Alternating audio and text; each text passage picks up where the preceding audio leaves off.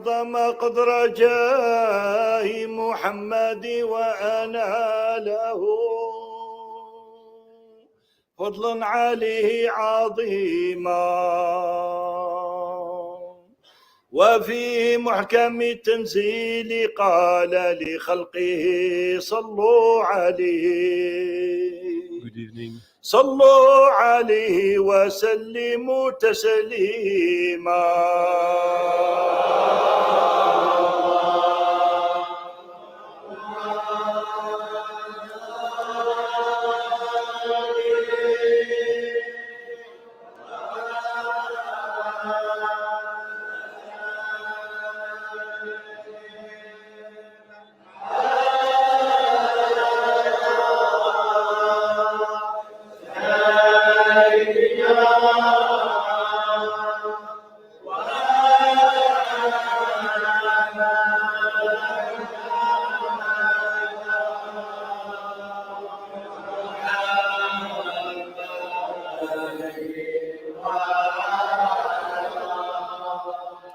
Good evening,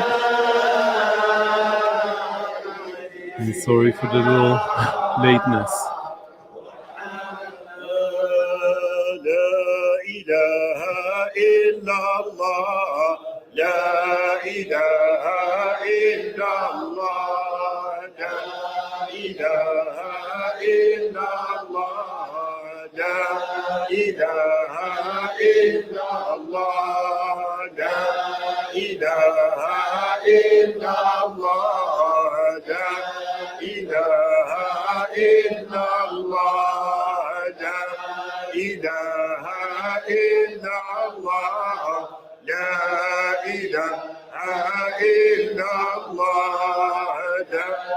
إله إلا الله لا إله إلا الله لا Sounds about right.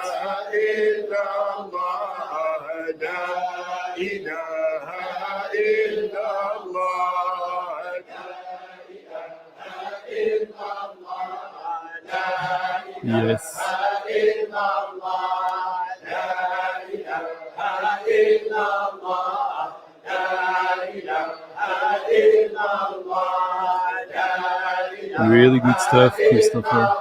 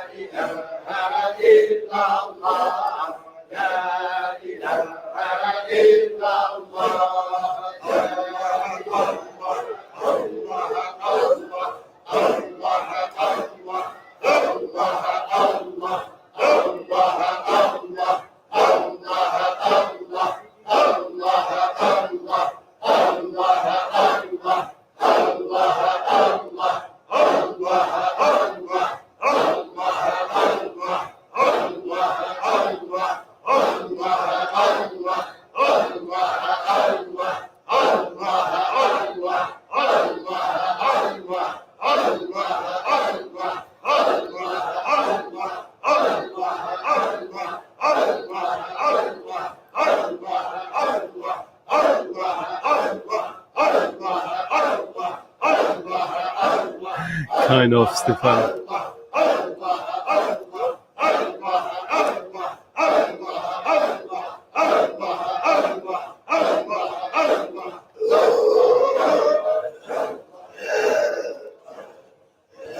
Hello everyone.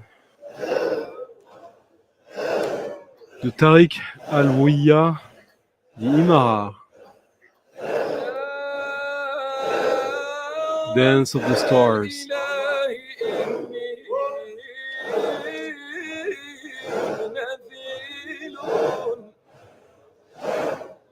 there was a kind of zeitgeist with this record, as some of you guys, I think one or two people told me about this recently. When I've had this for some time now, not too long, but kind of forgot about how good it is. Sufi music from Algeria.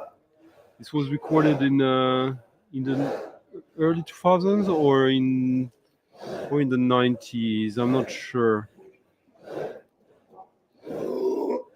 Yeah, 2001. Mostaganem in Algeria, recorded by Charles Duvel, who recorded an amazing amount of ethnographical albums for a lot of French labels, Okora, of course, but not exclusively. And yeah, this one is just so intense. Love this. And yeah, unplugged Muslim Goes, you could say. This came out actually on the Via Parigi, a French label that actually has released a few Muslim Goes archival recordings. So there you go.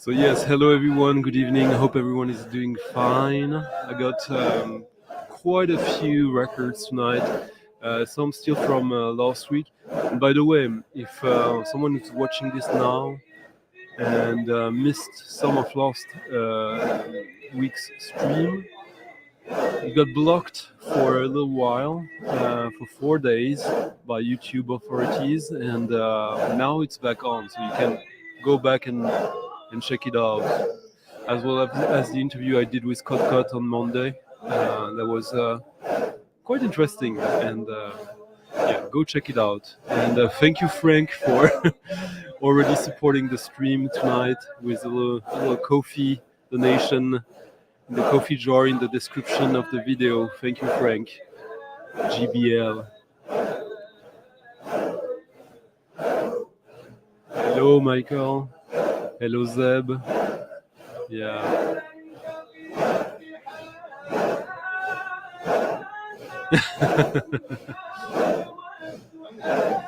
Well, just imagine, like, that you hear this whole group of people chanting in rhythm with the soloist. It's quite something, isn't it?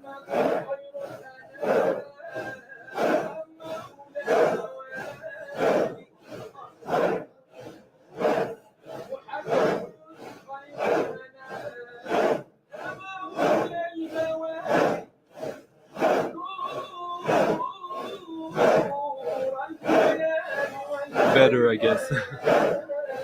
Hello, Andy.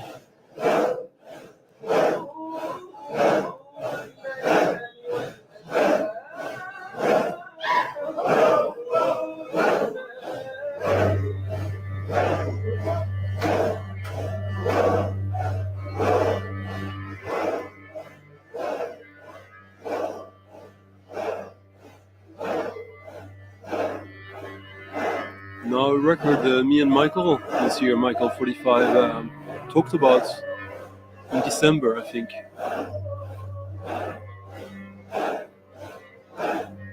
And I finally got it.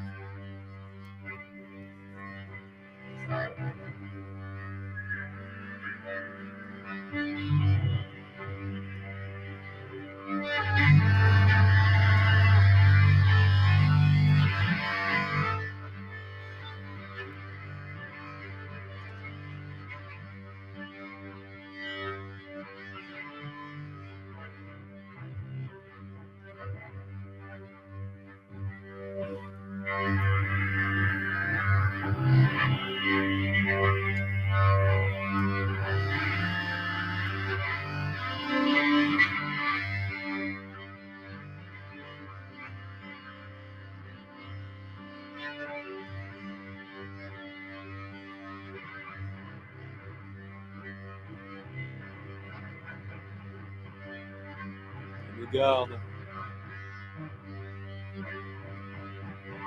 Hello, Vinyl Dreamscape.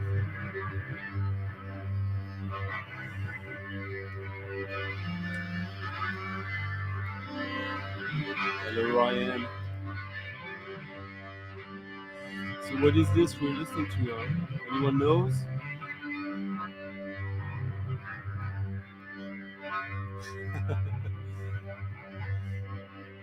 It's a poncho! My god.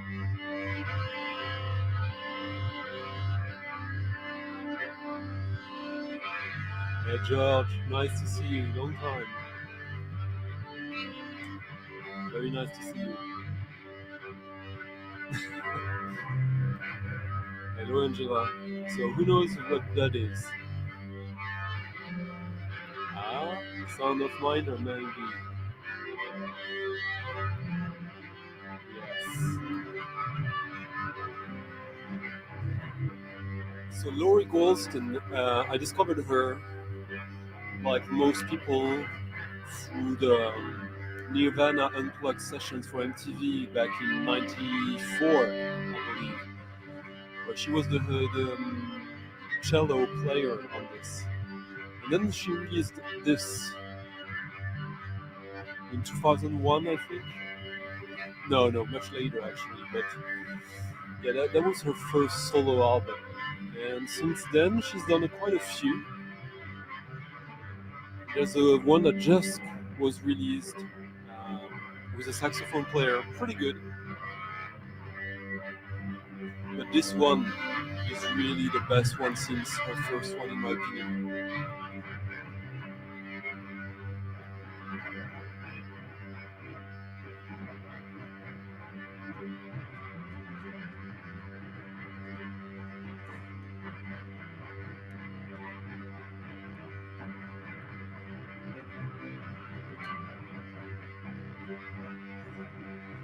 I guess in the past few years there's been quite a sort of renaissance of cello albums, which I'm very much for.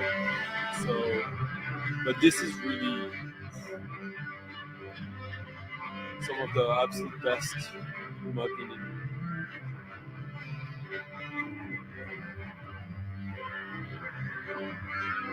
Michael, Michael.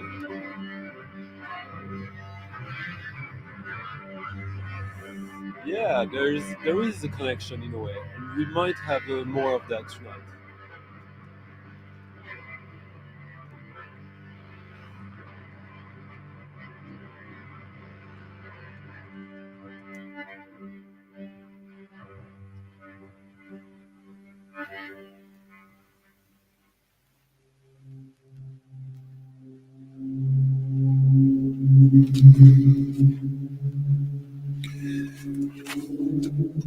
Now, an album by someone who I absolutely adore, which doesn't mean I'm not critical about his output, because I don't think all his records are must-have. Richard Chartier. But his project, Pink Courtesy Phone. I mean, we've talked about it before. It's such wonderful drone music, microtonal, ambient, electronic, whatever. And well, there was a double LP compilation of 2 cassette-only albums, and I believe it was last year. And there's a couple of other records of his that are really worth having. I played a 10-inch Laugh Cut recently that is amazing, but apart from the very first album, I think this one is really the strongest one. Sentimental Something.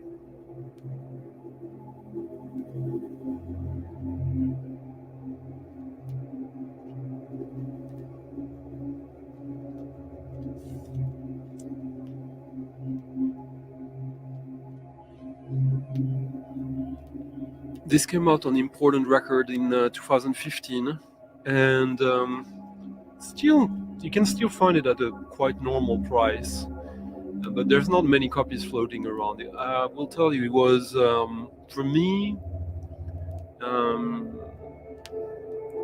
Yeah, I think if you're into that kind of music, into him, this is kind of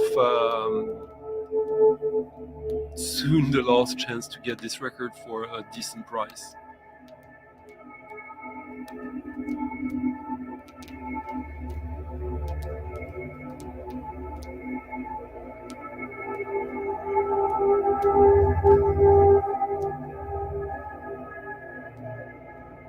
Yeah, she even did a record for Ed Banger. I mean, she did a performance for a fashion show, I think, which was released by Ed Banger, which is Justice label, French house.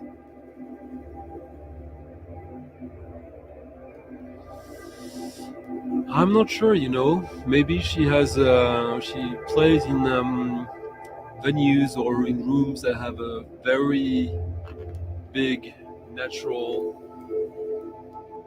reverb.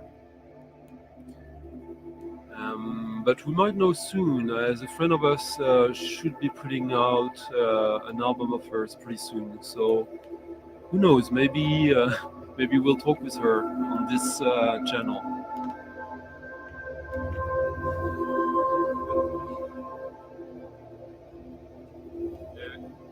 Hey, Winston.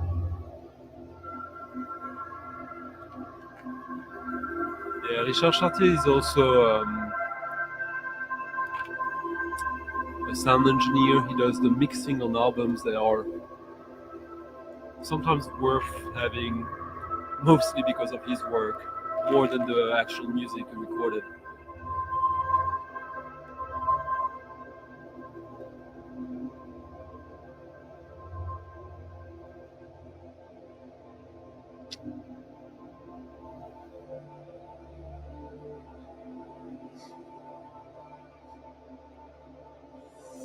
Thank you, Rast.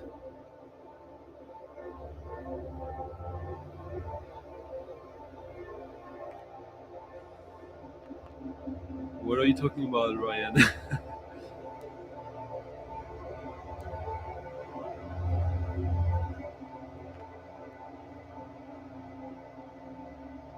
So you guys are building scenarios already, huh?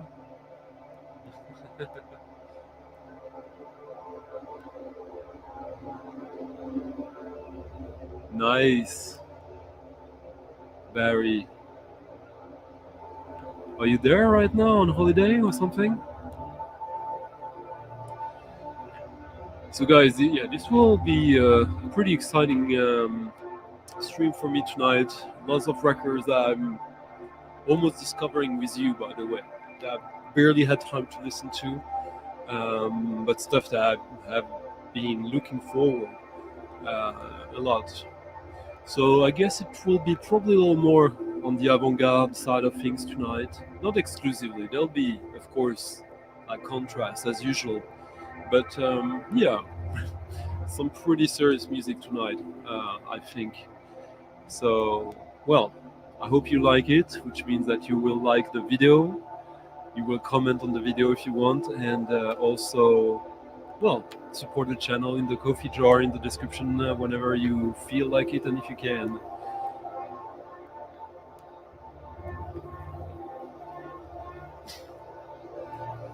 Well, Ivan.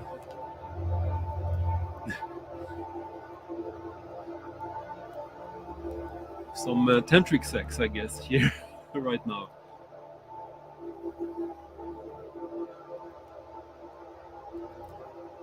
I haven't, Christophe, but that sounds like a book to go by. No, it used to be there. There. Angela is talking about the Moomin troll here.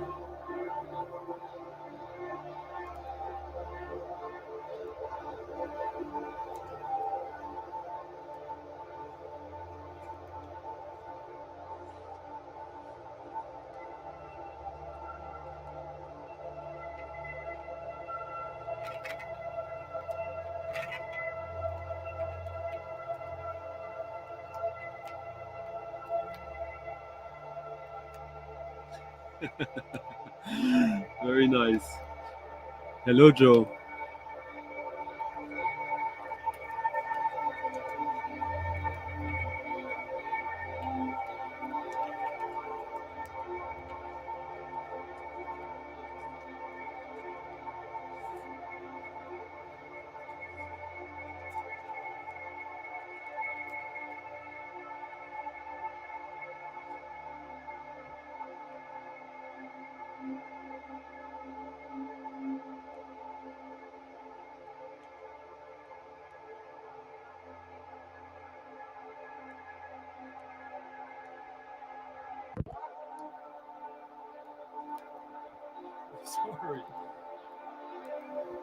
Sorry for the little hiccup. Thank you, Sean, for supporting the channel. Sean just did a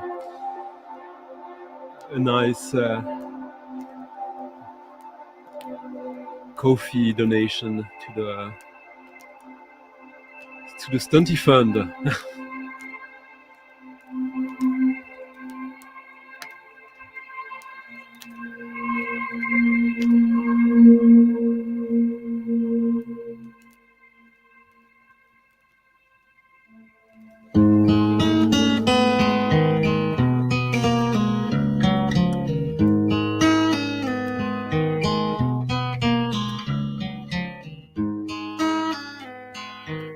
Ah, nice. Hot model. EcoSpace.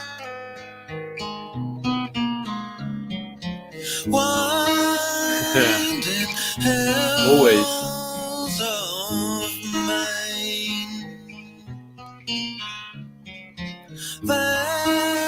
Hello, Angelo. Hope you had a good gig. Your records should be with you soon now.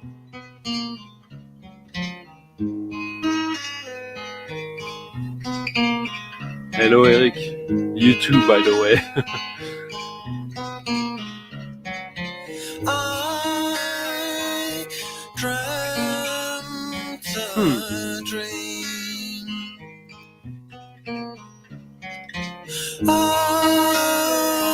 You know, I think there's a record with the Soundwalk Collective that you should get with her. Hello, Liam. Nathaniel. No. Yeah. So this is an artist I've been aware for 25 years, maybe mid-90s. He has hundreds of albums.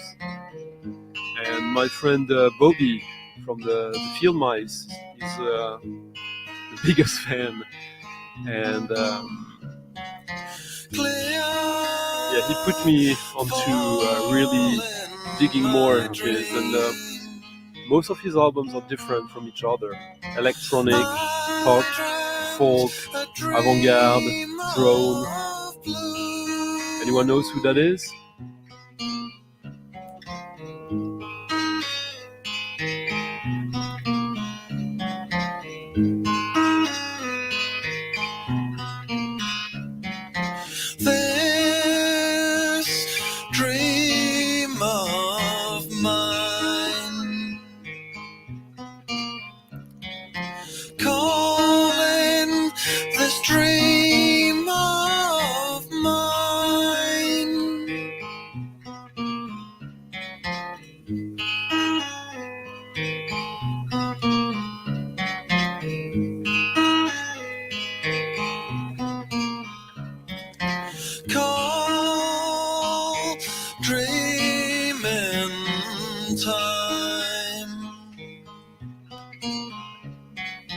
my fall through the dream.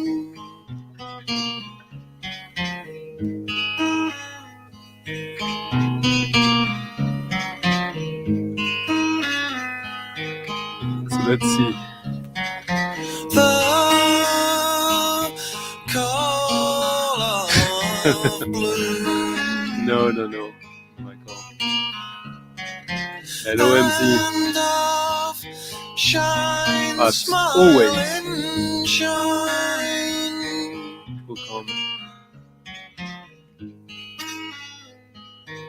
And Soundwalk collected Carnifex. Smile calling. Eddie Willows. Simple, but just perfect. Hey, Johnny. Yes. Great Richard Jones.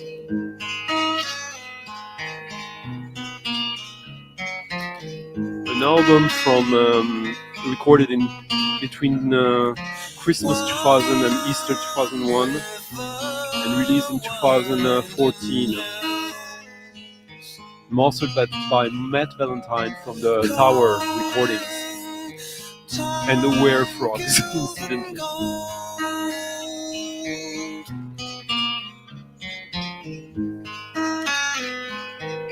I don't think this is an expensive record, but it was on my want list, and suddenly I saw there was only one copy left on Discogs, so I got it for cheap, and now there's no copy anymore. So now, if you like this, you have to be patient and on the look.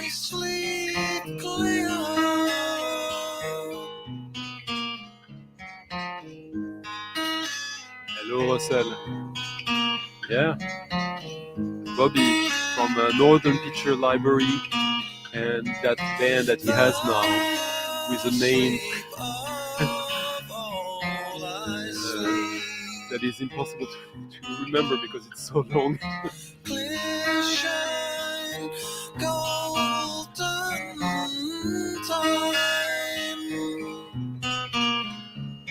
Yeah, lightning something. Sorry, Bobby. He might be listening tonight. Yeah, and that might be him.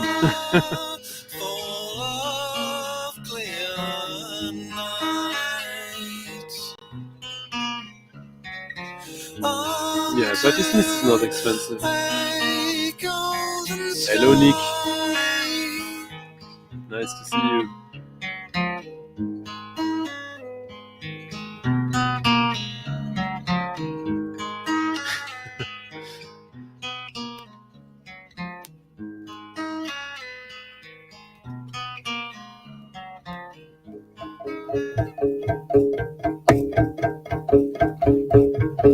Now a record much easier to get as it's just been released, and some of you probably already have it.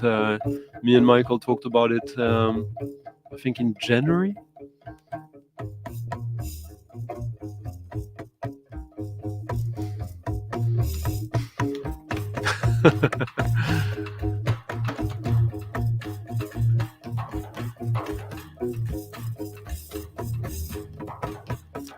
All right, Nick.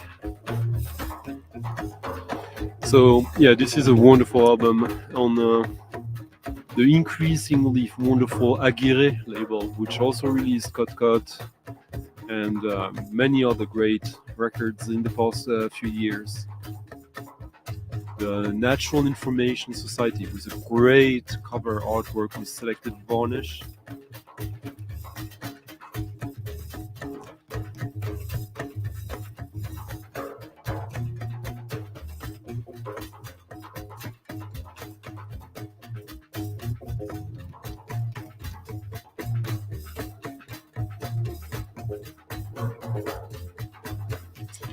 This is Joshua Abrams' band mostly, but this one features Amit Drake on drums and percussions. Amit Drake is probably my favorite percussionist in jazz of the past 30 plus years. I've seen him many times with William Parker and Matthew Shipp.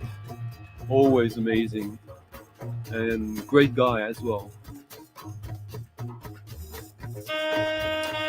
Natural Information Society, I discovered them because of Joshua Abrams, but also through their split album with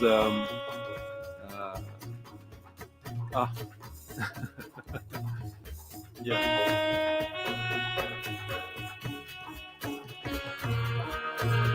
with Bichin Barras, amazing sealskin jacket on Drag City.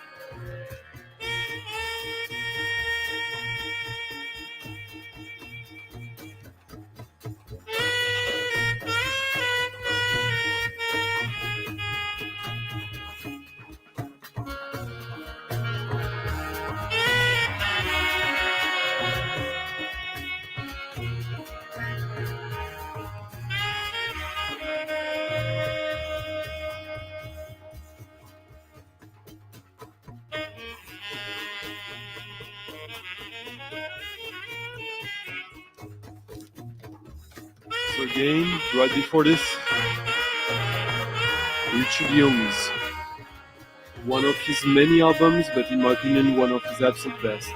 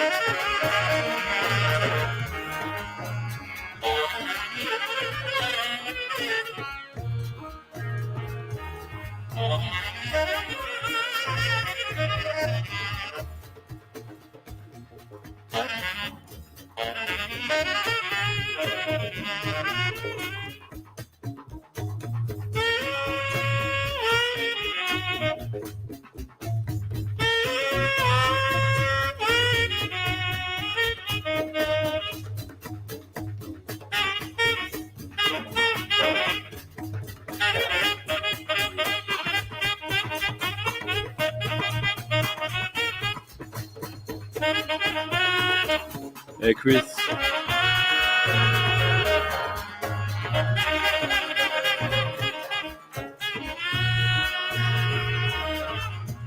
Nice. Yeah, not everything. Sometimes they go a little bit new agey. Hey. Hello Jonas. Hope you like this.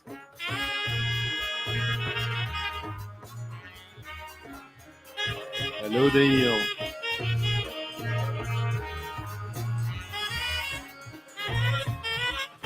Hello Jose.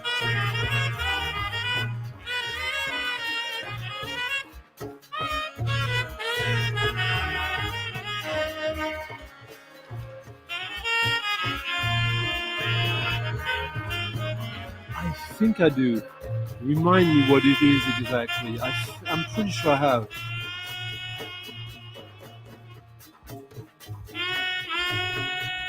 Yeah, we were in Liam. And hopefully some more. Thank you, Rolf. Rolf, for leaving a tip in the coffee jar in the description. For supporting the stream. Much appreciated.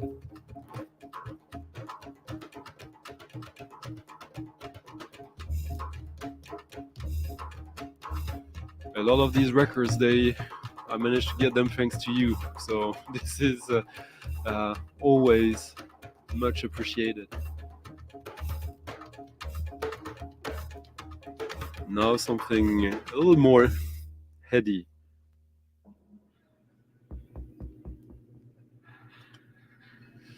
One of my favorite composers of the 20th century. Yeah, none. But it's not like there's any hype around this record yet, I know God, so you might find it somewhere. There's probably shops around the world who are not on Discogs who have it at a normal price. Daniel. Hello, Rich.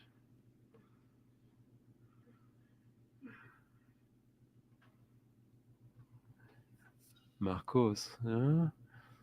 Yeah, yeah. It's actually my favorite track of the whole album. So, of the Natural Information Society.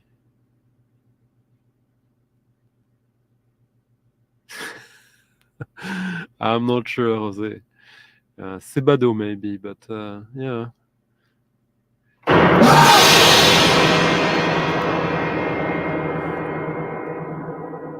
I really think that this one is their best one yet, where they really get into proper jazz, in the tradition of like late 70s, early 80s Don Cherry, obviously. But the one with Beach in Barras is amazing. But I really think that yeah, go carefully with the other ones. But they're good. It's just that like, who needs to have everything? Huh? Michael, do you need to have everything? uh, so what is this, huh?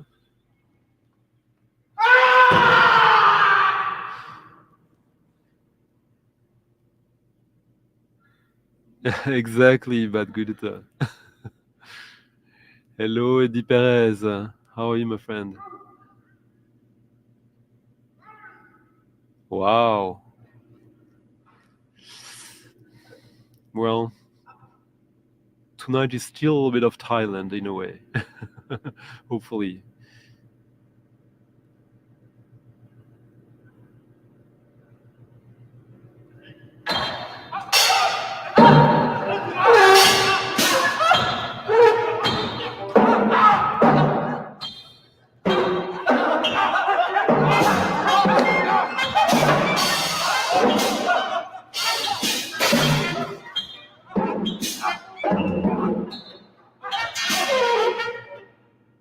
Yeah, there was a Sonic Boom production for Record Store Day that might have been interesting, but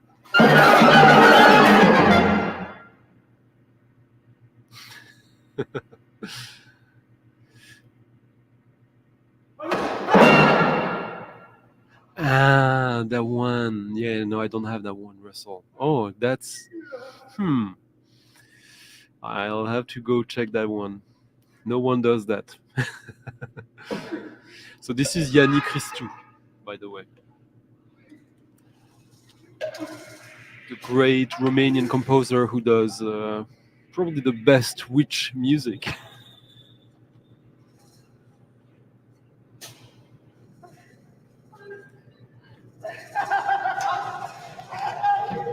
Yanni Christou, he's been around since the late 50s, and he died in, I think, in the 70s. But his two main albums are just incredible music, highly inspiring for me. This one is a little later. There's a version of Mysterio that is pretty good that we're listening to right now. My favorite track of his.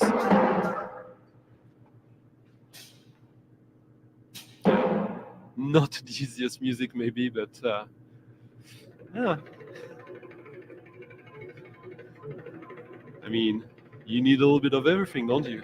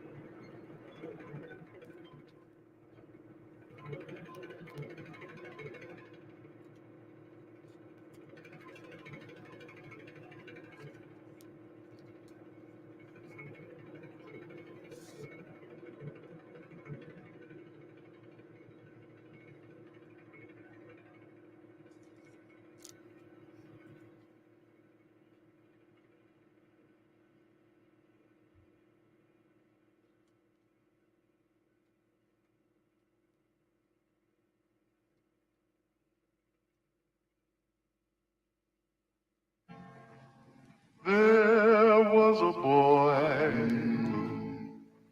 a very strange, enchanted boy. They say he wandered very far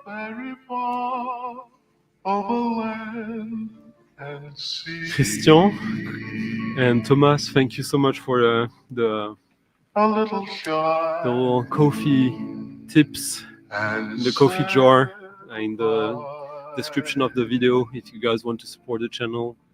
but Just very follow the link wise and well, was he. this will be greatly appreciated again. So yeah, And Yannick then one Christou. day, Yannick Christou, one magic day he not passed many my records of way. his to look And while we for, spoke of many things, but each one fools is. and kings, I'll probably do a video this he said where I focus more on him. to me. And Fernando Grillo, the double bass player that performed a lot of his stuff. Him and Iancu Dimitrescu, two really interesting composers. Is just to love and to be loved. Hello, Dory. In Close bunk. Yeah, Mauricio Kagel and Christou is more dramatic, evil, which I like. There was a boy, a very strange and enchanted Yeah. boy. They say he wandered very far, very far. Yeah, they just released a new over album. land and sea.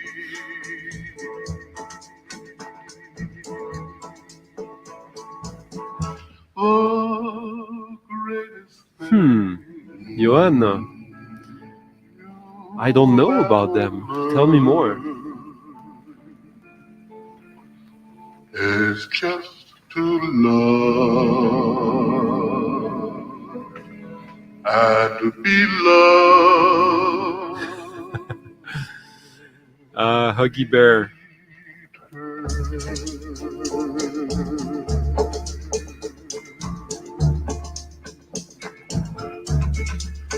Bet you wouldn't have expected that, Barry.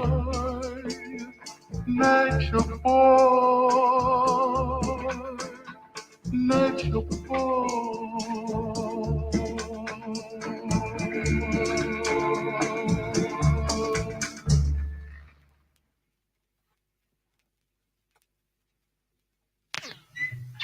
M1, take 5. Now that was all kinds of cool, wasn't it? 1, 2. Exactly.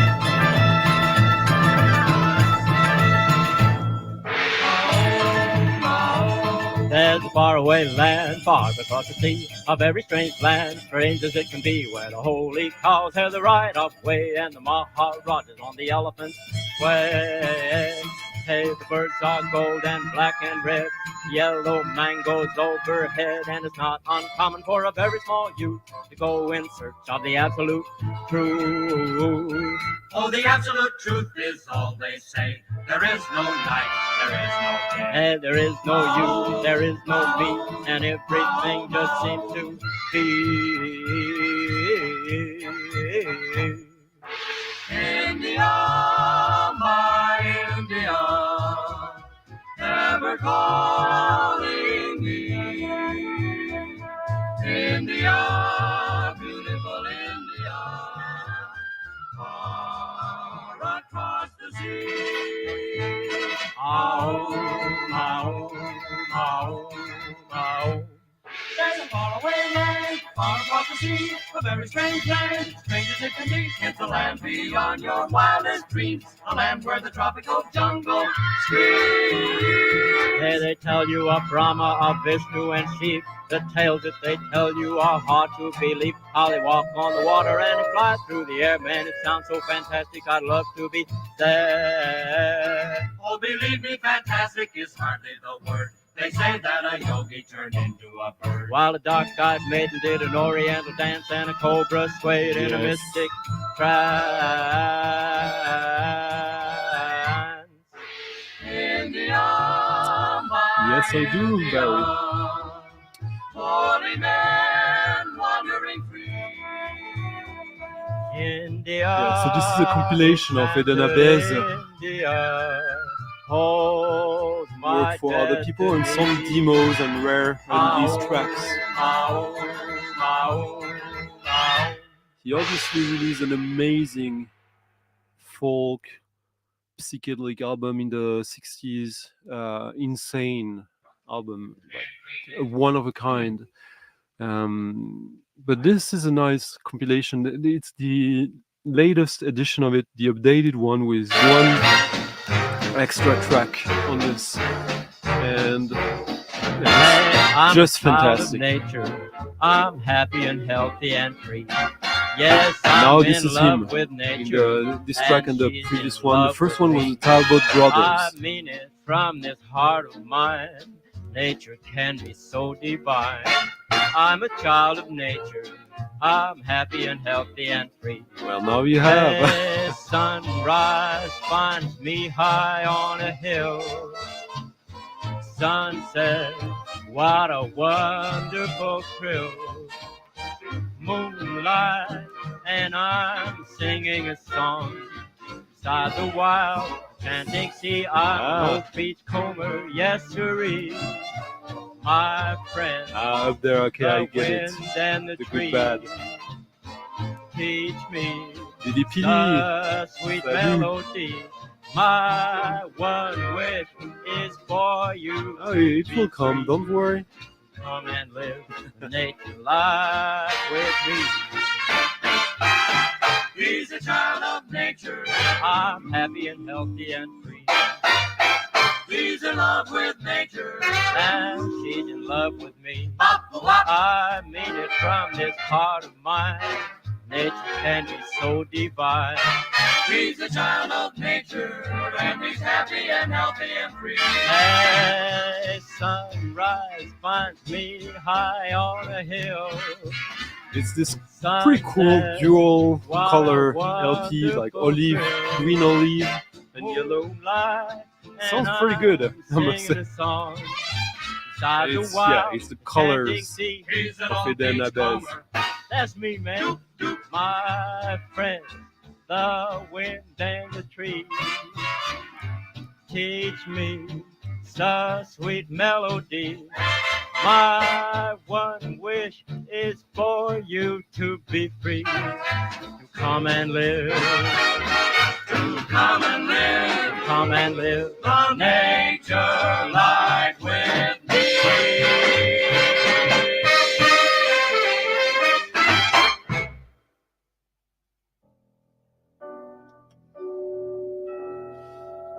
And now, with all this talk about ECM of late, thought I'd play a topical ECM release that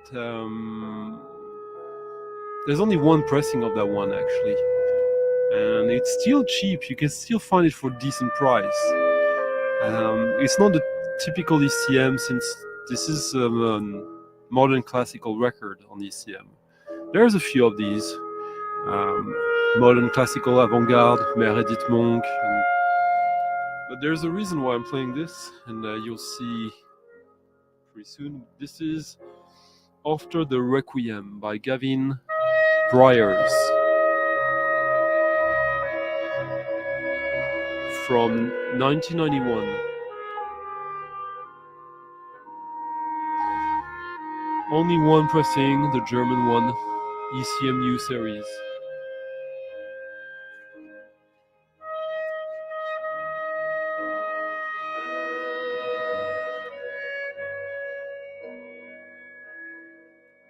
Yeah, with Bill Frisell playing the guitar on this at times, Gavin Bryars on bass,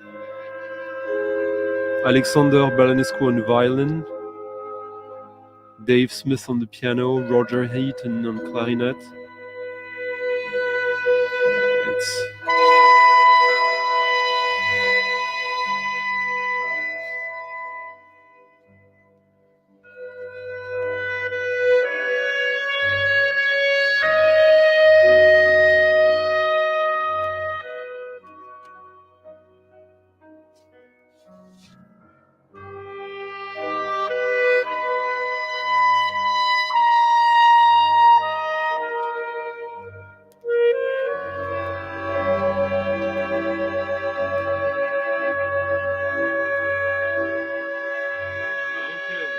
okay, Steve P. I'll check that one out.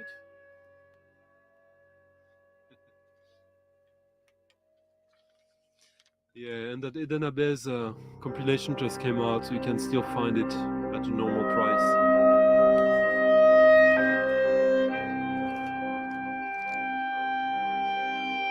Always.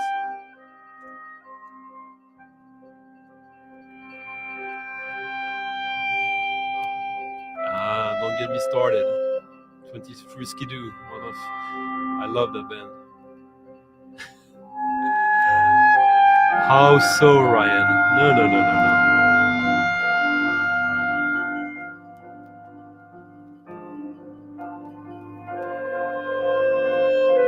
Okay.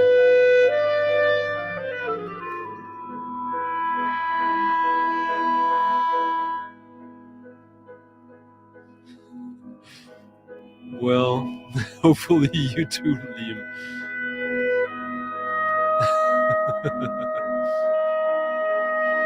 Well, Gavin Bryars is one of the leading modern classical composers of the second part of the 20th century, at least for the United Kingdom. He released 2 albums on Brian Eno's obscure label that are legendary and really interesting. He's still live and he's still composing.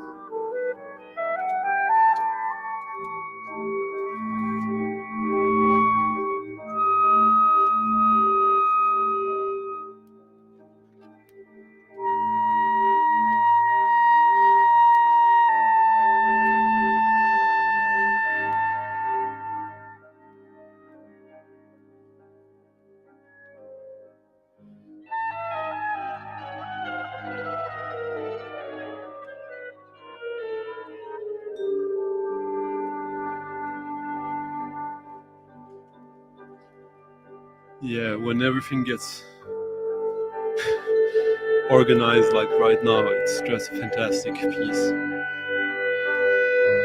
Yeah.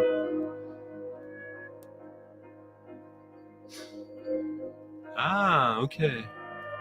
Well, you definitely catch my interest.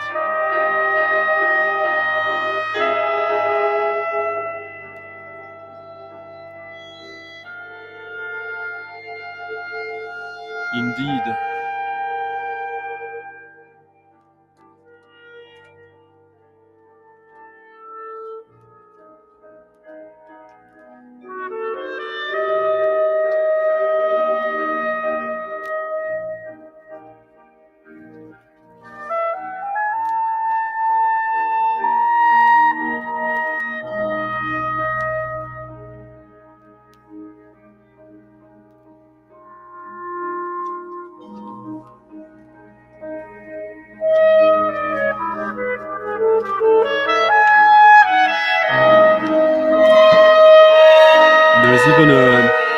extreme connection.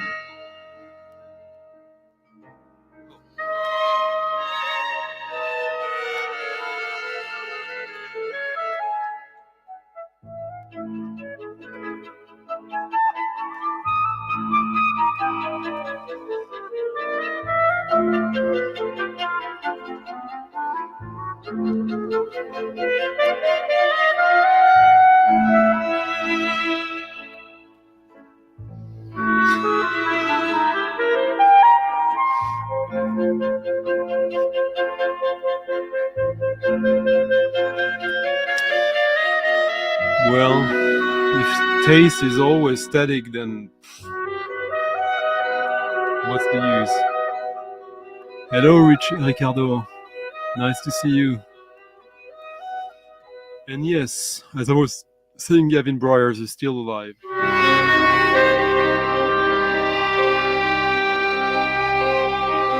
And he actually just released a new album that we're going to listen to right after this. Quite different from that, as it's probably one of his most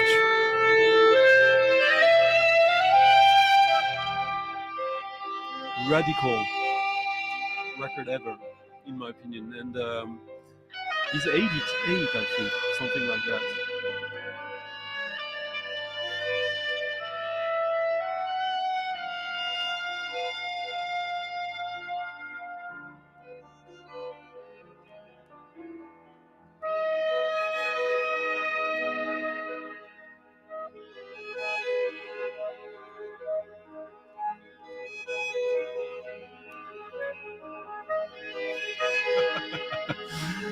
Not really. Not even prog rock. Or some people, I guess. I guess most static one would be, I don't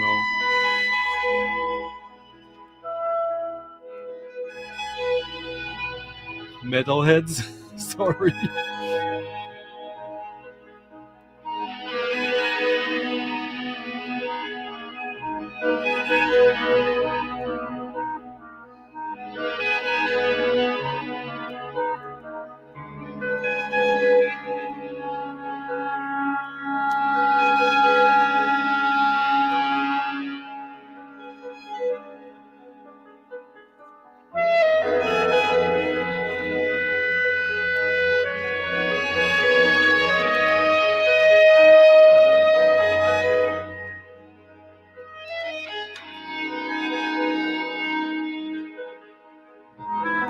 This is Gavin.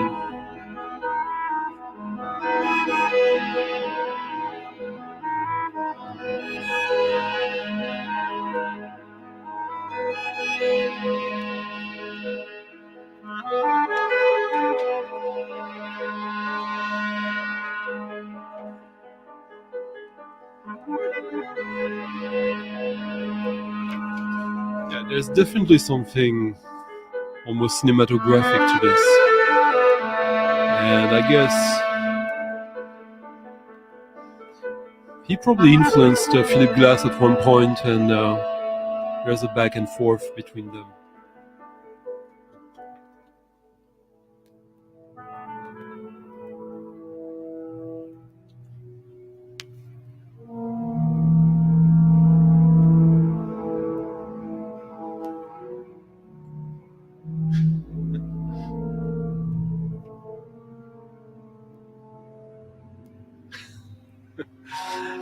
And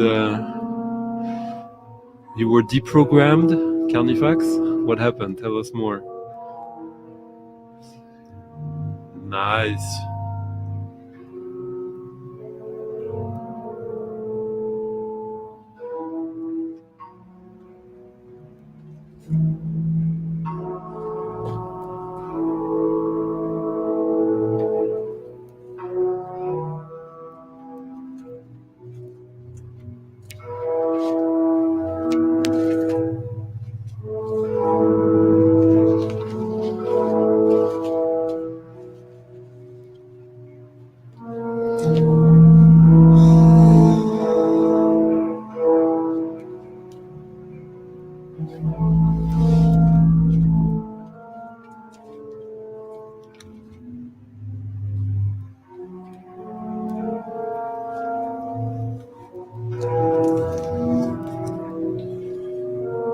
This was just released by Algamargan, a label from Italy that I don't love.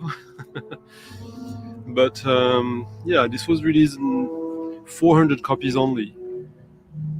And for such a work, yeah. This is Gavin Bryars doing music for an installation of an artist called Massimo Bartolini.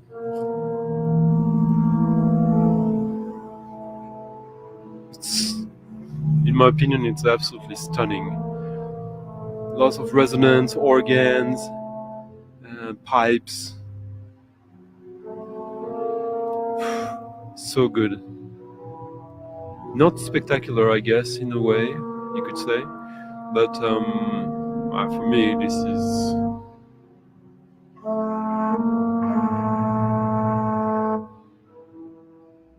this is deeply enjoyable. This is a record I already listened to 4 times since I got it 2 days ago.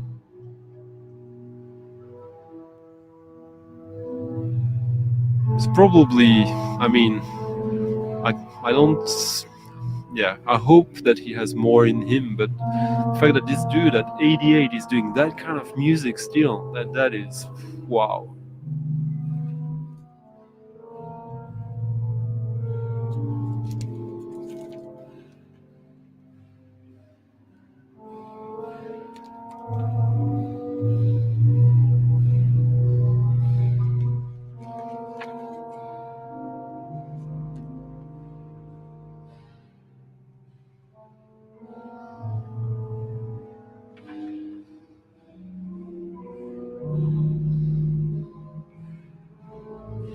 So it is minimal, it is kind of haunting,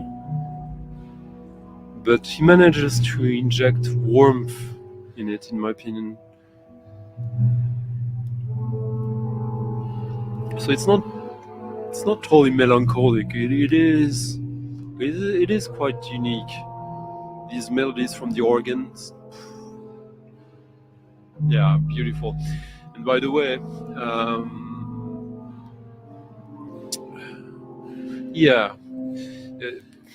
I would encourage you to get that Gavin Bryars ECM record, because they're probably not going to repress this anytime soon, and there's only one pressing, and I think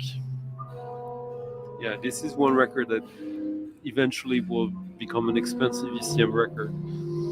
And this I don't know, but 400 copies of this seems far from enough, in my opinion.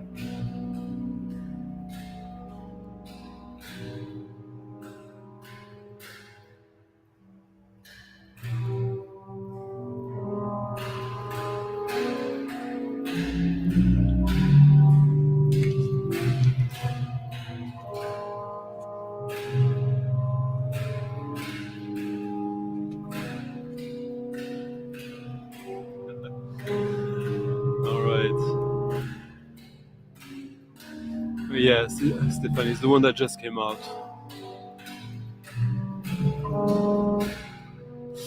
Well, it's a little bit personal. I know the guy, and he's been better of late, I would say. But he hasn't been very nice with some of the artists that he released, and he's a weird guy, in my opinion. I bought and sold records. I bought records from him, like directly, and sold him some records. And well, thanks to him, I got to meet Charlemagne Palestine and having Charlemagne sing "Happy Birthday" to me on my birthday. So that's already something.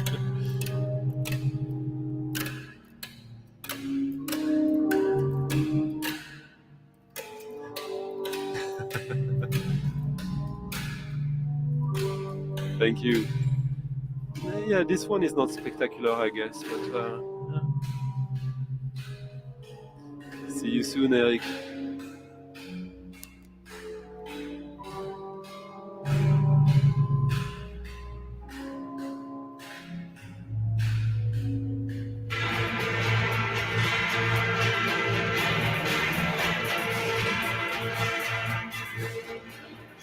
Nice.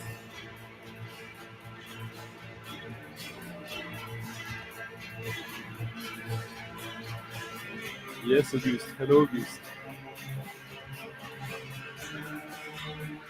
That was Gavin Braillard.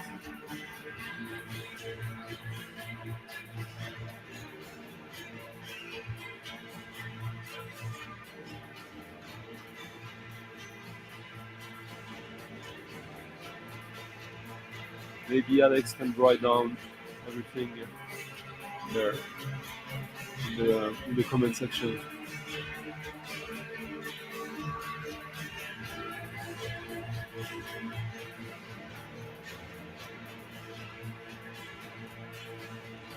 Ah, well, there you go. Something good about it. Yeah, I guess like riffs were in the past. He did some pretty bad pressings at one point and didn't own it as well. And also some limited editions that he repressed quite a few times without saying in the past. Hello, Alan. Should be getting a record pretty soon now.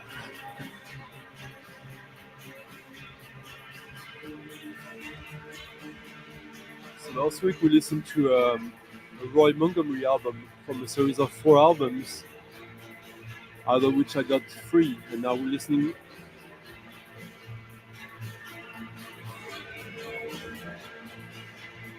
This one. What's Dark Motif Dancehall it's called.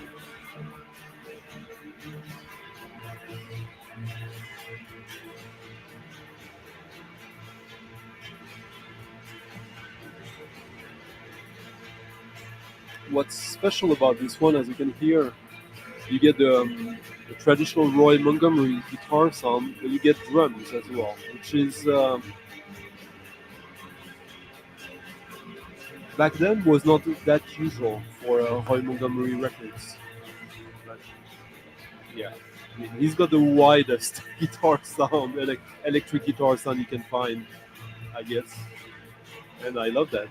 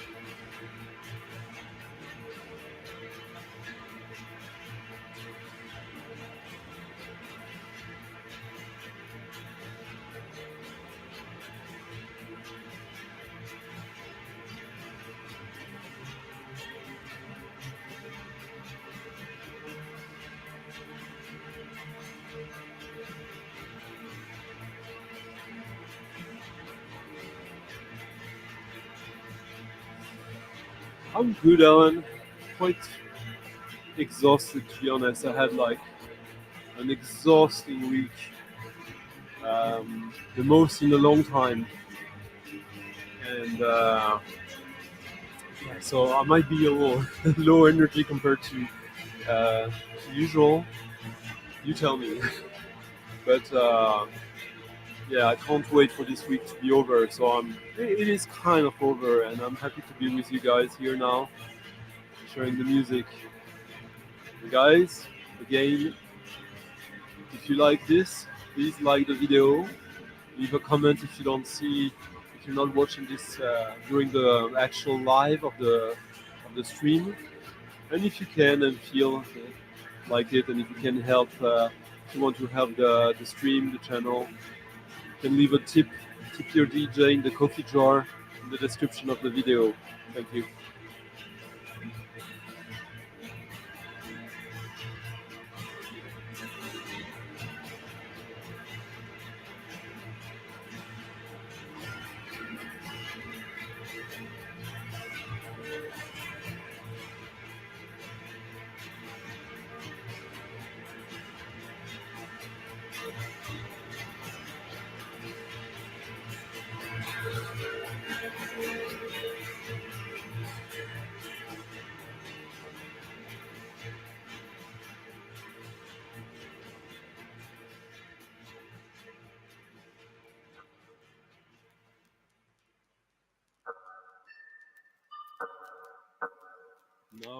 Now a pretty cool one.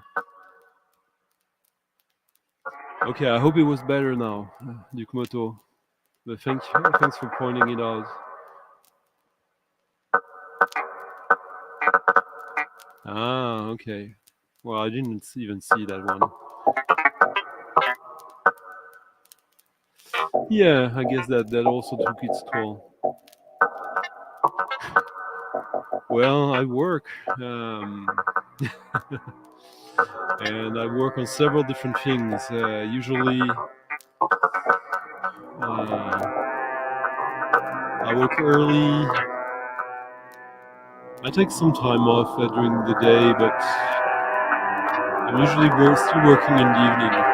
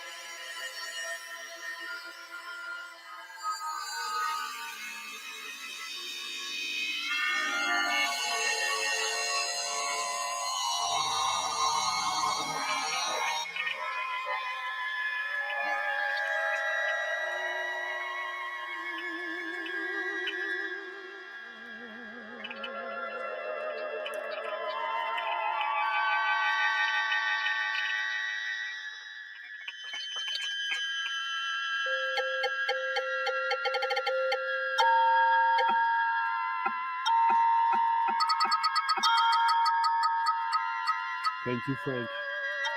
Hello, Force in the Head. Nice seeing you. Yeah.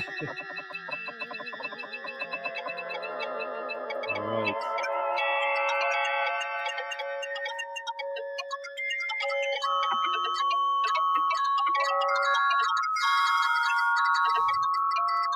I think it's pretty good.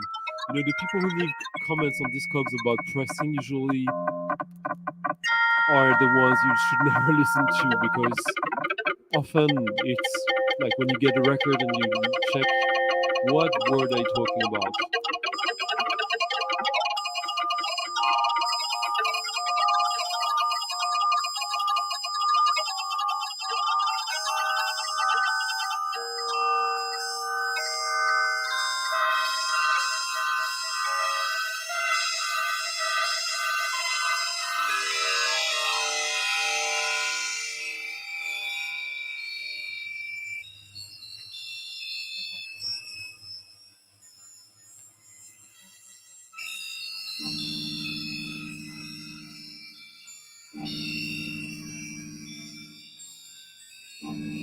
So what is this, huh? It's pretty intense. Satan's Sermon and Other Electronic Fantasies. Amazing avant-garde electronic music from the late 70s, early 80s. George Todd from Minneapolis here, born in 1935.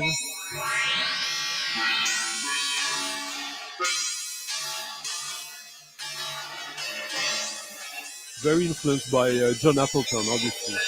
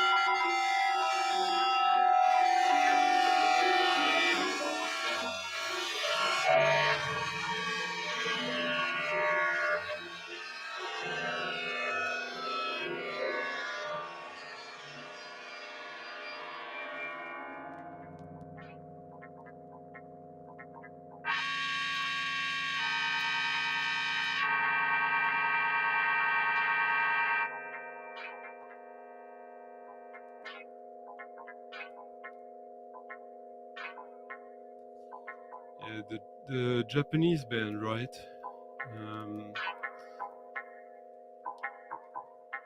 Post-punk, industrial, interesting band, yeah.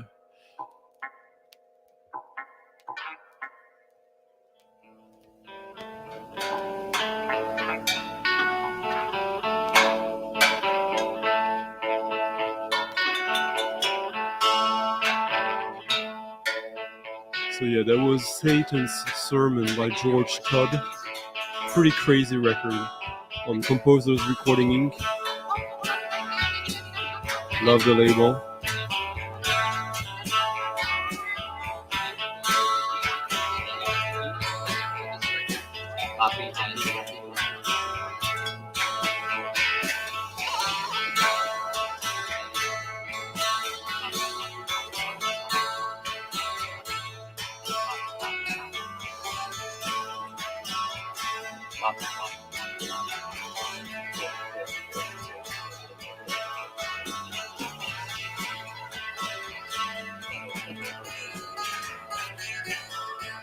And to Marcos, this is another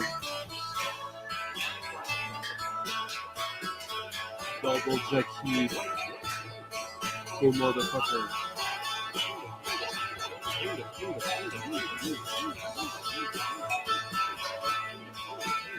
One of the really good ones.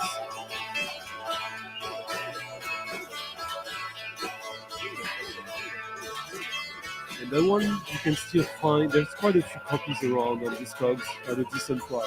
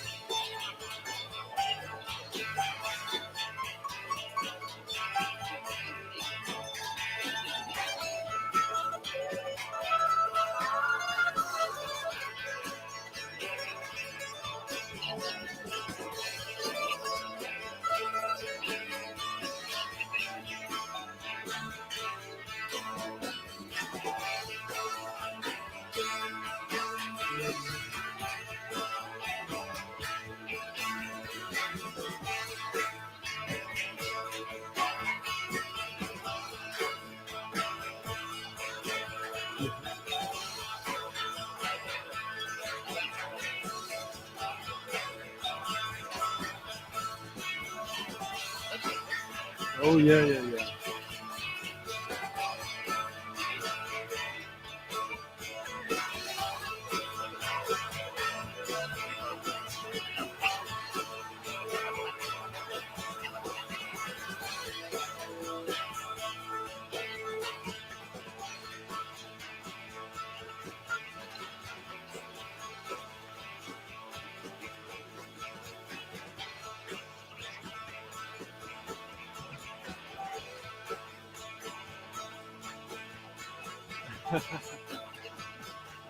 Nice.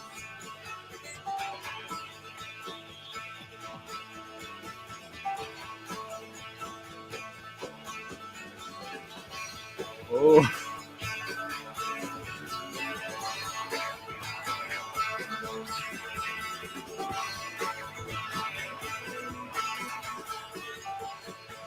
Yeah, this is a great double album by Jack the Motherfucker from 2000. Double LP.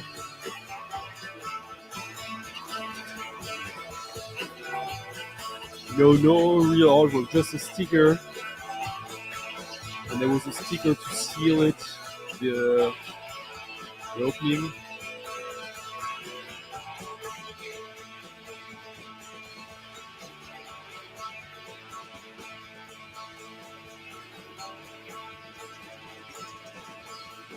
Just great, noisy, psychedelic music.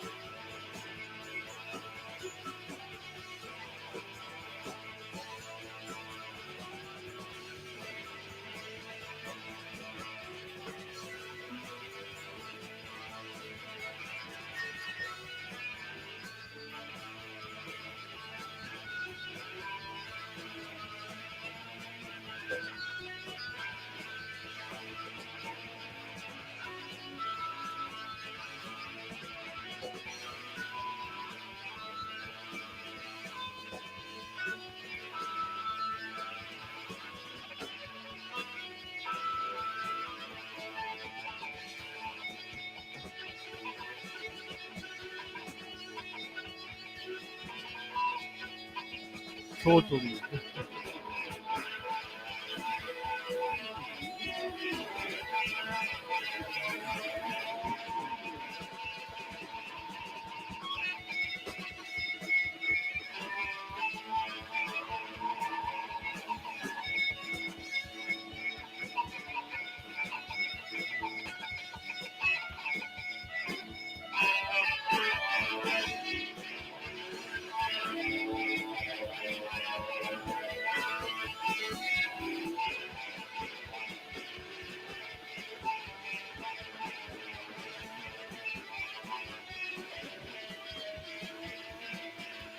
That's what we talked about.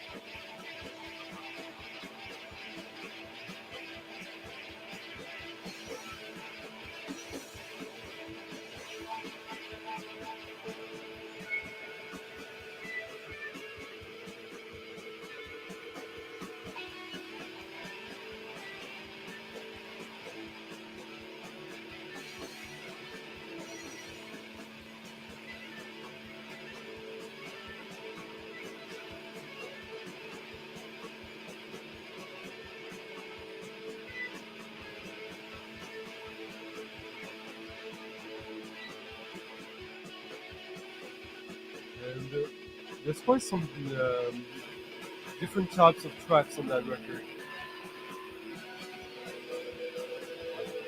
Noisy psychedelic, more folkish, more avant-garde, experimental underground, electronic.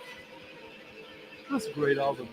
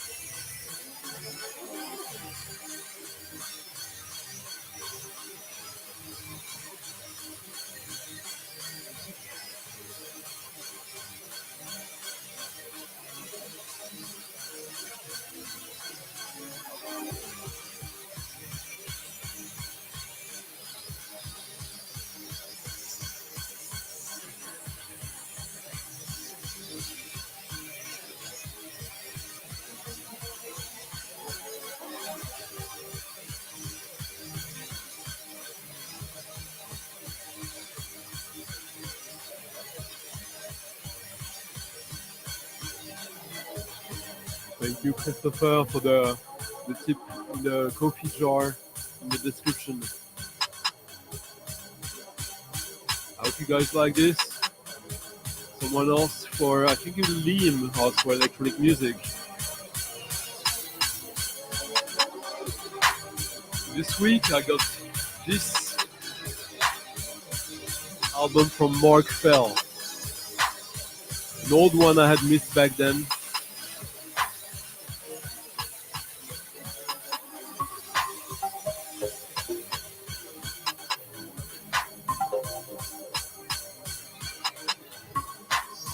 On Mego from 2013, I think. And this turned out to be remixes of himself, of a project he did. He did a series of 5 EPs under the name Sensate Focus.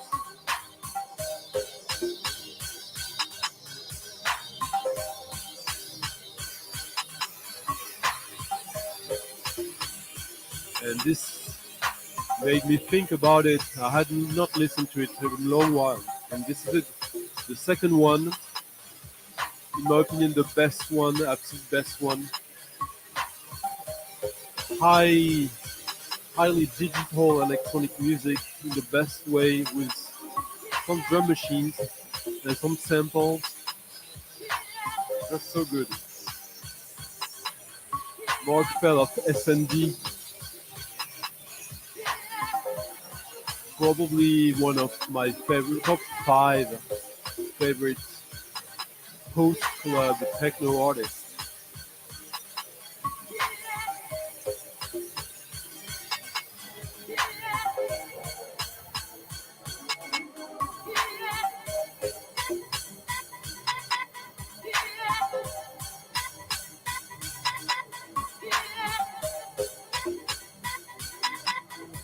Hey, G-Mac-G, nice to see you.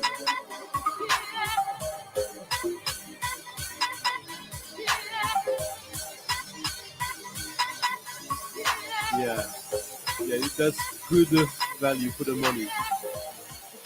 Mark Fell. Mark Fell is the good, yeah.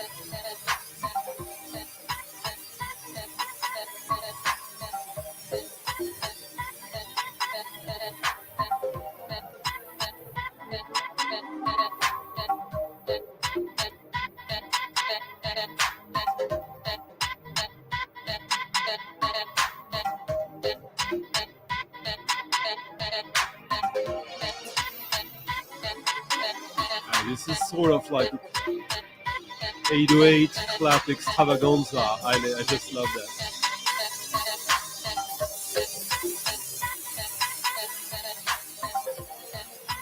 Oh yeah, been a long time, man, Valder. Great to see you. Hope you like the little change then.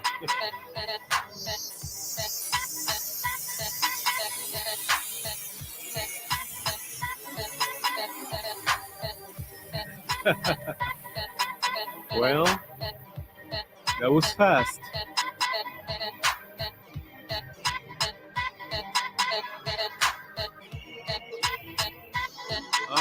Okay, I might have something for you.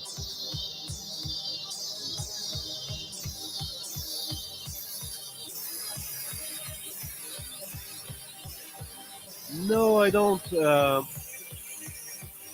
There's something about Vietnam Look that interests me, and I'm not 100% into it. I like the stuff he did with Bill Laswell, I think under the name Somnific Flux. I'm not sure, but that one I like.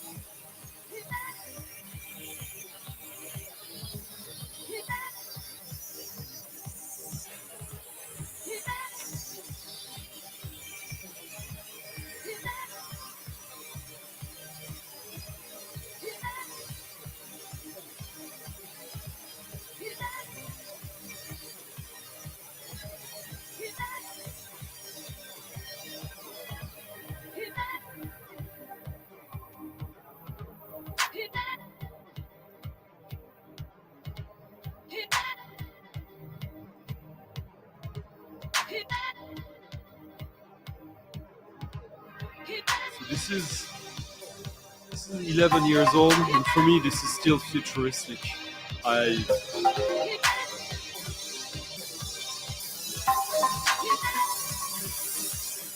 I'm actually quite surprised by how great this still sounds to me.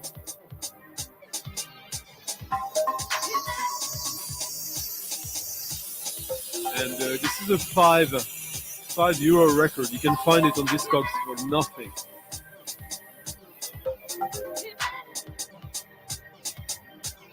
Sensate Focus, the second installment of the 5 EPs.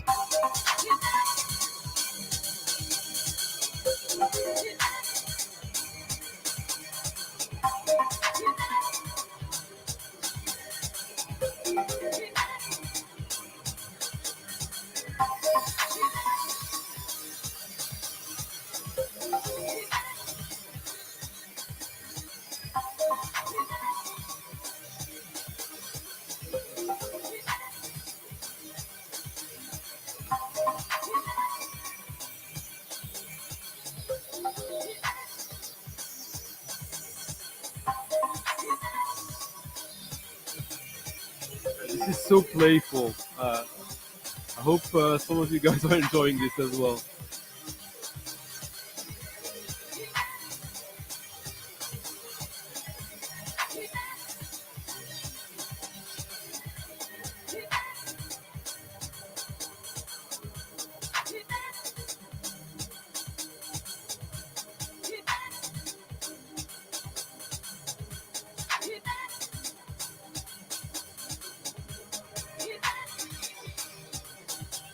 One of the good things also about Mark Fell, who does this, well, good, interesting thing. He's a really good theoretician of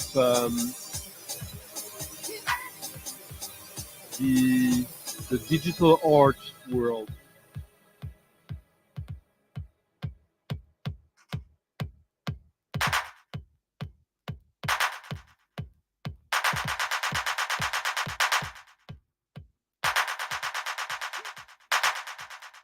And now the remixes on the album I was showing. Sensual Objectif Actualité on Mego.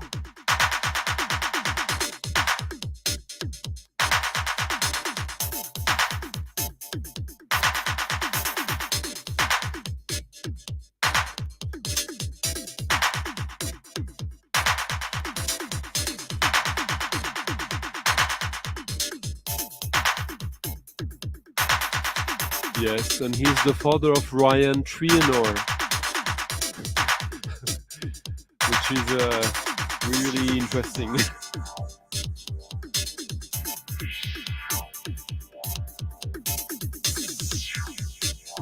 Oh, that was far-fetched, Carnifex, but interesting. Yeah, I guess. No, I haven't listened to it. I will. Actually, I will. Yes, Mark Fell of SND. Tender Love. the album on Mille Plateau. But you know, I think the stuff they release on their own label, is much stronger than the albums on Mille Plateau from the late 90s.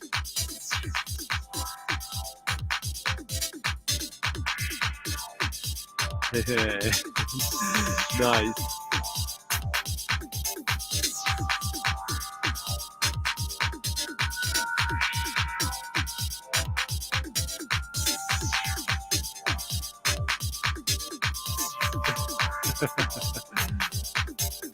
But I like it. I like it. Like, why not? There is something clinical about everything but the girls' music and sound. So in that regard, 100%. Oh yeah, yeah, that record is. It's quite similar to that. It's like their own take on footwork. Chicago house at around 155, 160 BPM, but with non-repetitive beats. Just amazing, absolutely mind-blowing record.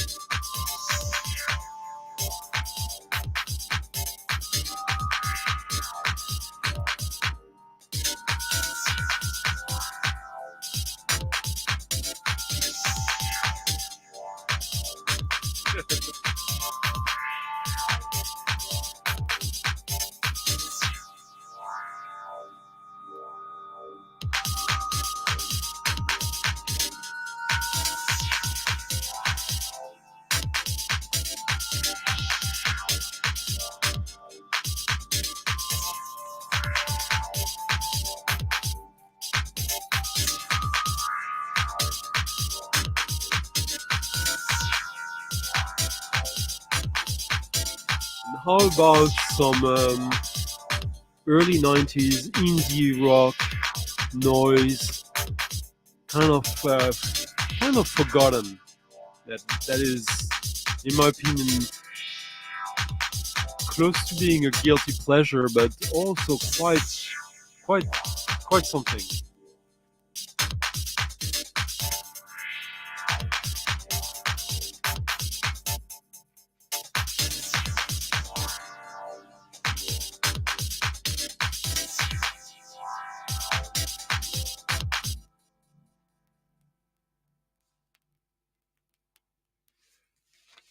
Oops. Sorry about that, guys. Okay.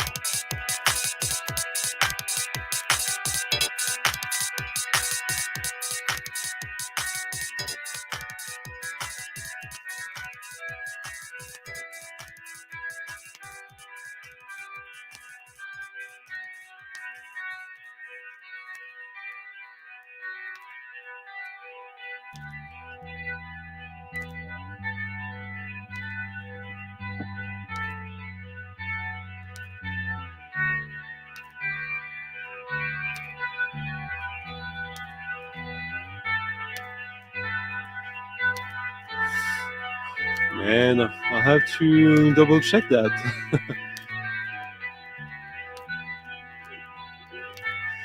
Tack så mycket.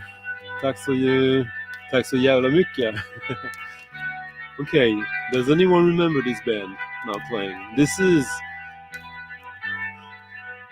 quite a unique record from the early 90s. There's really nothing like it.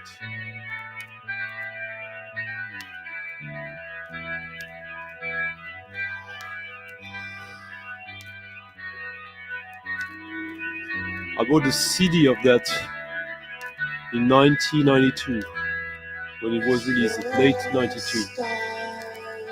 Took me over 30 years to find the vinyl version.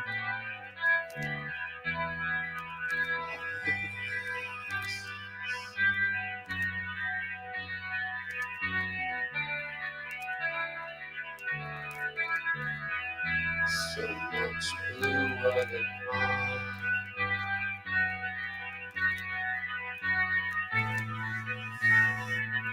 I mean, I wish it wasn't there, but it's not too bad. But it's yeah, the record looks amazing. All the inserts are in it. The inner sleeves, perfect.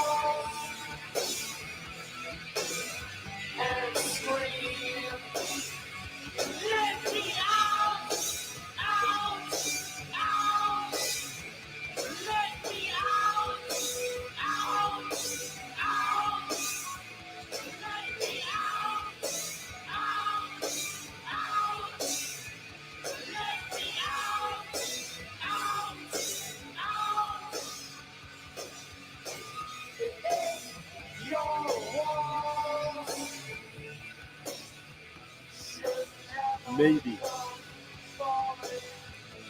It looks really, really cool. Yeah, that's the limit. I agree.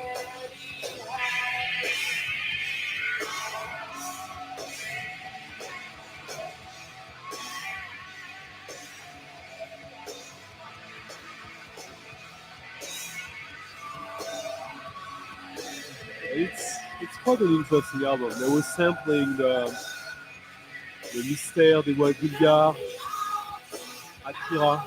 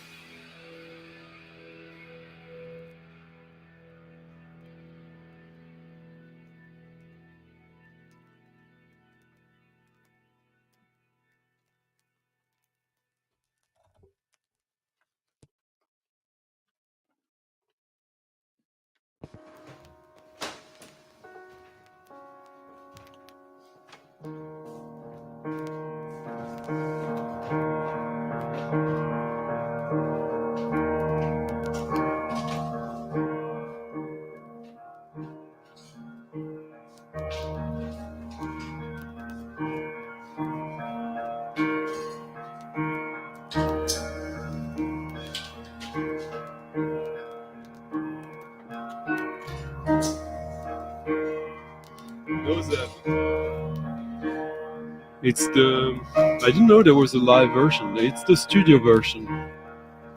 It's from the album. Scenes from the second story. So the God Machine, they were signed on Fiction, which is the Cure's label, which meant that in the early 90s they were opening for the Cure. live on their tour. And I agree. Like what's quite special about it is there is some like metal aspects to it, but it's also noise rock, and in a way, it's also close to the Swans, to Godflesh, in some regards. Not this track, but yeah. Then they did a second album that was much more alternative rock, and not that good. The bass player, I think, died, and the singer went on to form a band called Songs of Sophia, or Sophia, I think. Yeah, I think that's the name. But the album has quite some weird tracks, and for some reason it's a super expensive record on vinyl, like a $400 record. And I managed to find, it took me years like of active searching to find not a cheap copy, but a decent copy. They have a 7-inch with a cover of KLF that is pretty amazing.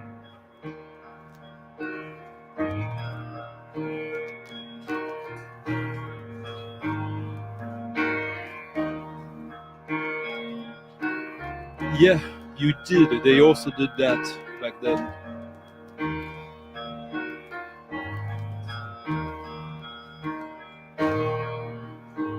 Yes.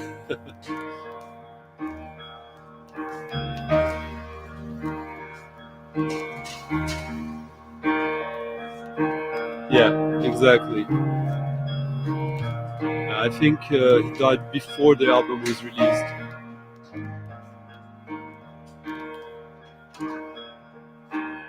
Yeah, Sophia, exactly. Yeah. Which is more like this with guitar, acoustic guitar. Oh yeah, definitely.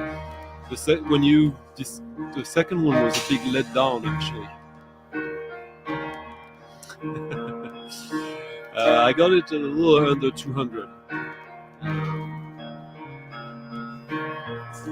and it's in pristine condition. So I guess maybe the pressing is not all that great, but it's all right.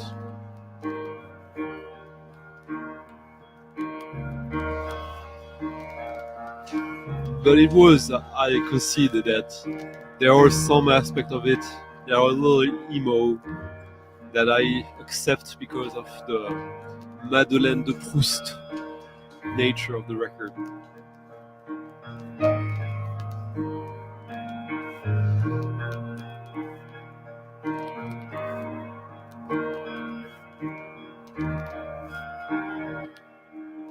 No, thankfully.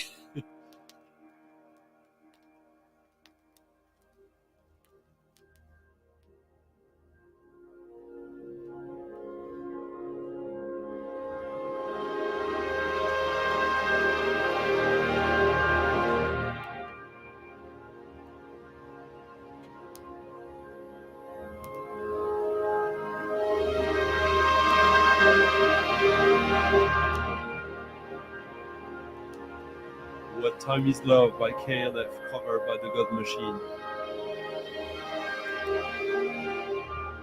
From 93. Pretty good cover.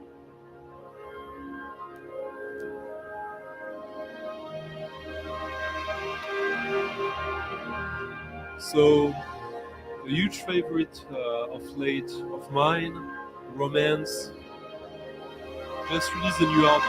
His first proper album. This is from 2 years ago, I think, 2021. It was just released on vinyl now. Not Waving, the boss of the label, Ecstatic, Eyes of Fate. It's a really wonderful album of hypnagogic ambient, reminiscent of William Basinski at times. And the new album, I'm not gonna get it. There's a really good song, a couple of songs that have like some really good parts, but he doesn't add anything to what he's already released, unfortunately. So very happy with this one, but the first proper official album by Romance, I'm gonna pass. Not on this one.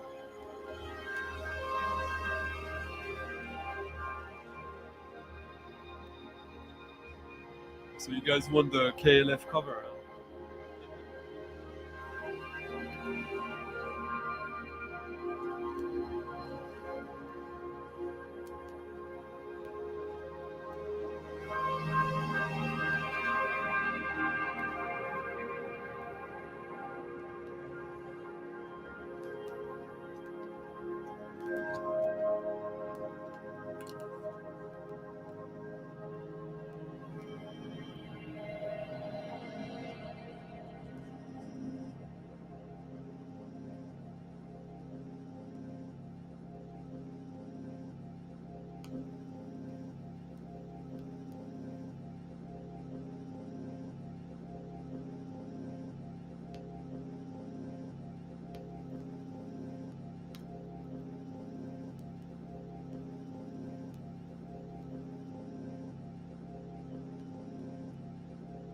On a terribly sounding silver record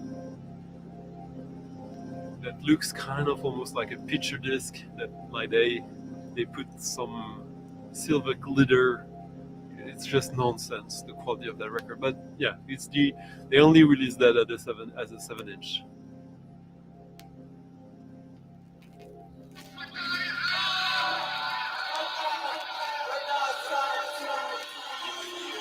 What time is love, motherfuckers?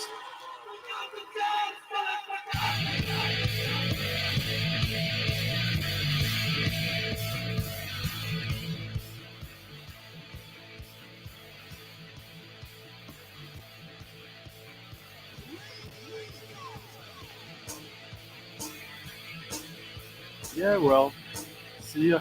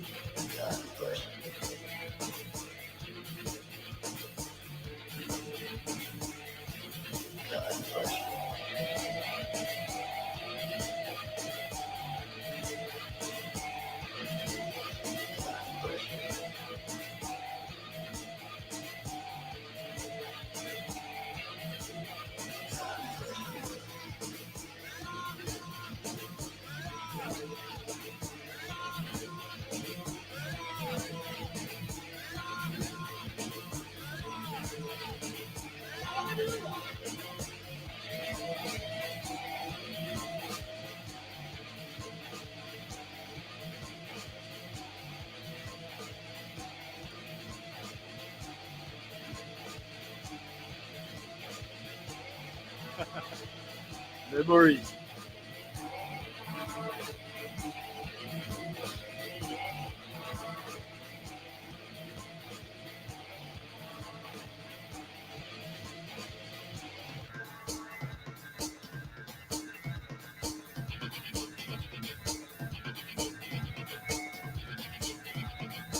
This almost sounds like the project of KLF after KLF, Terror Inc. or something like that.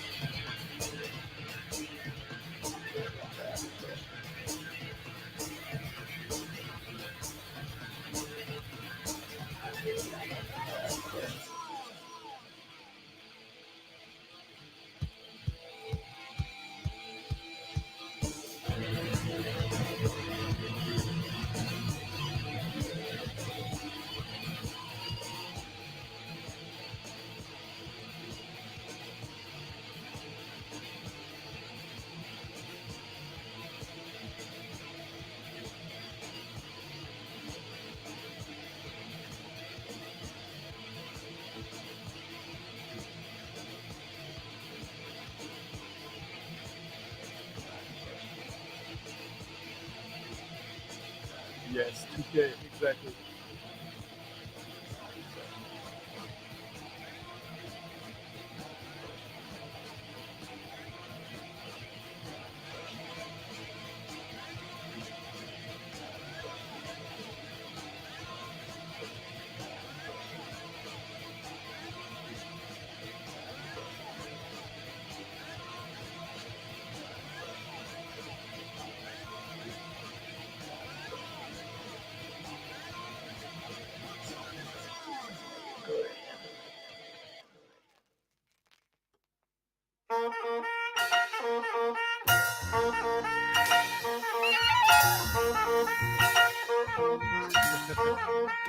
Hello, Paul.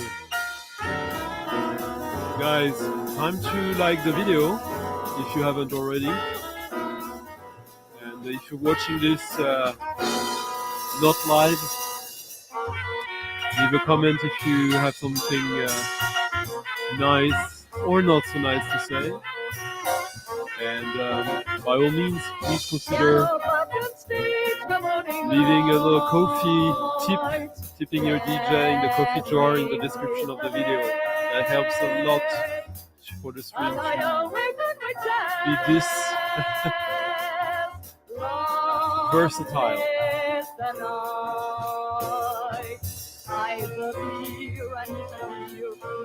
It was a pretty fun cover of KLF, wasn't it?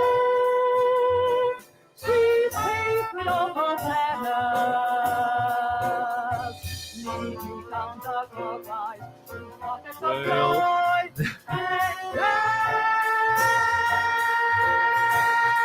I know where you're coming from.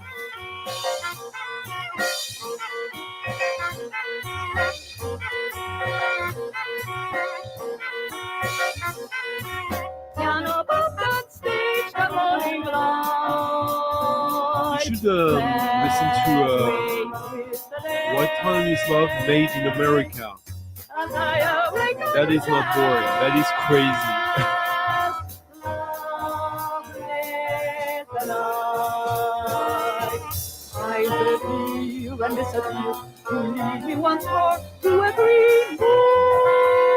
Cheap little Steve Lacy record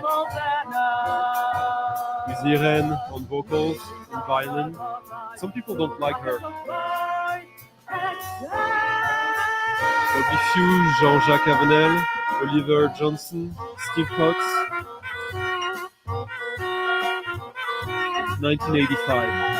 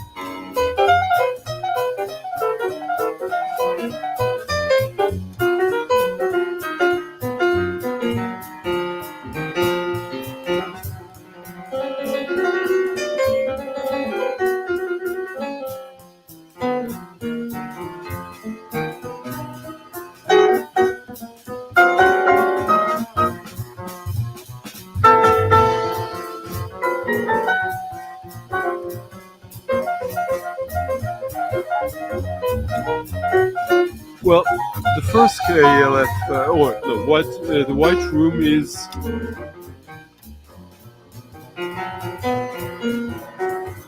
it's not the greatest music, I will agree with you, but it was so instrumental in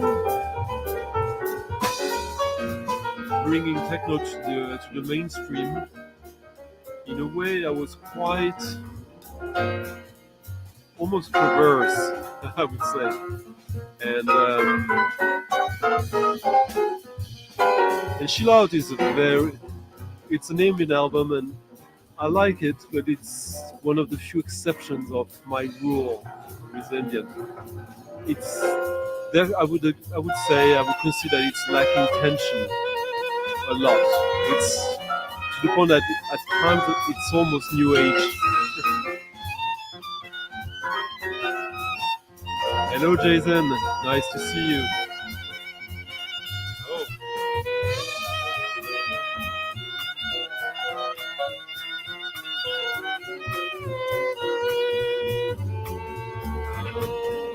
It's pretty great.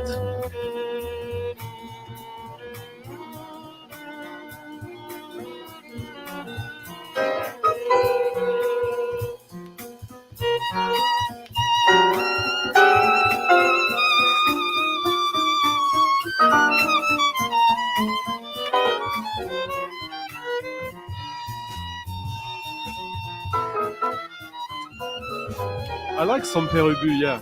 Not everything, but yeah, it's one of these bands. I'll get there for real at one point. I've been testing the waters of Pere Ubu for 15, 20 years.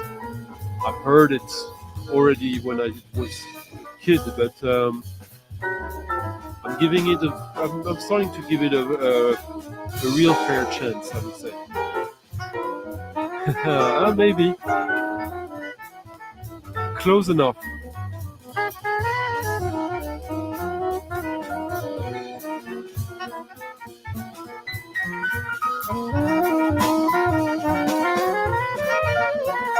For sure, absolutely. But Chill Out is pretty early on for that kind of culture, punks to do ambient. And the concept is pretty cool regarding Pink Floyd. But White Room it's quite unique. It's a pop album for me, honestly. It's not a techno pop, it's a pop techno album.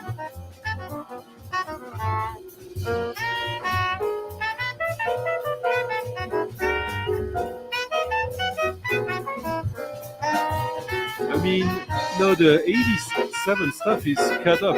It's like collage, like Do the Locomotion, Kylie Minogue. It's like Bomb the Bass before that. Not trance. Or maybe I missed something. I like some of her. There's a lot of her stuff that I think is a little bit derivative.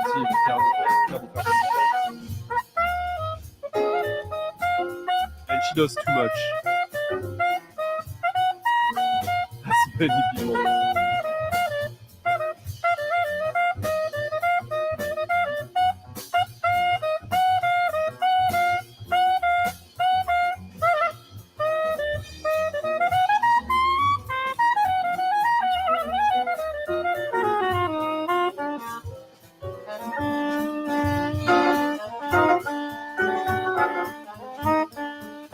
That part is really cool.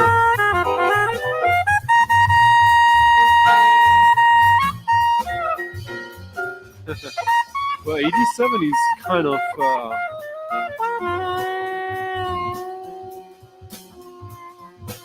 I mean, I think the word techno being used to label the music is 88, I think. Before that, it's kind of not that official. And for me, KLF is not techno, actually. It's, I don't know, it's like electronic dance floor music, pop, proto-hardcore.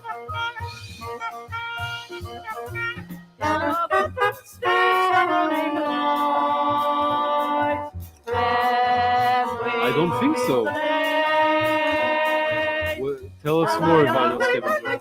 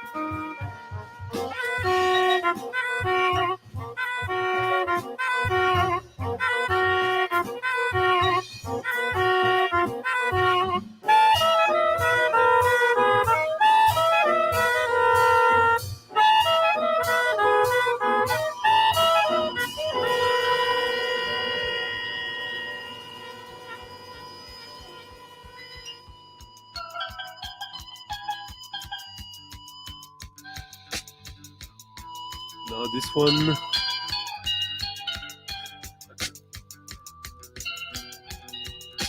Probably gonna be a winner with some of you.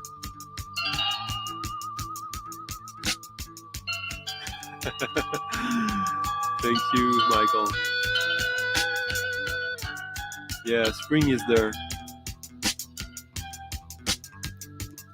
This is a band I played last week and back in November. And now I have the 3 albums of theirs that I wanted.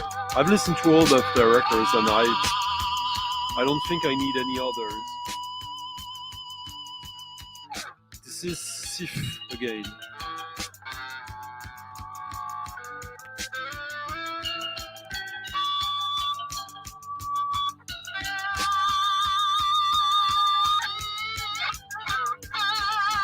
Their very first album from 81, 82, recorded in Hamburg.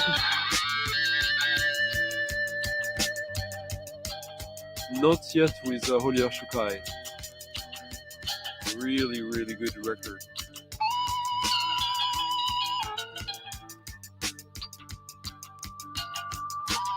It's got this kind of almost ESG groove, but from a completely different perspective.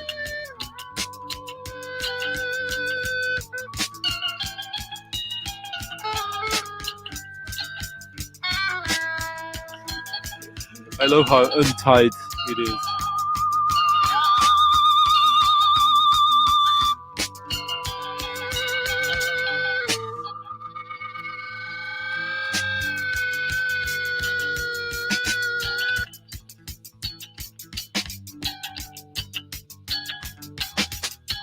So someone asked for disco, right?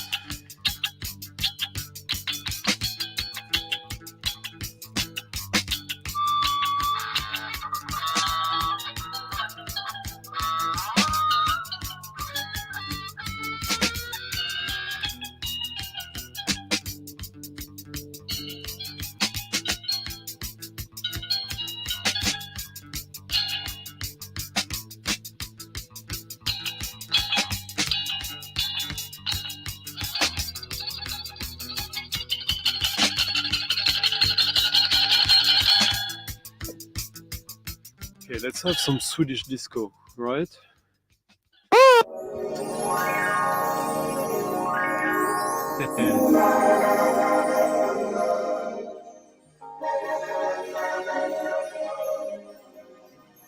Hello, Bat. Nice to see you.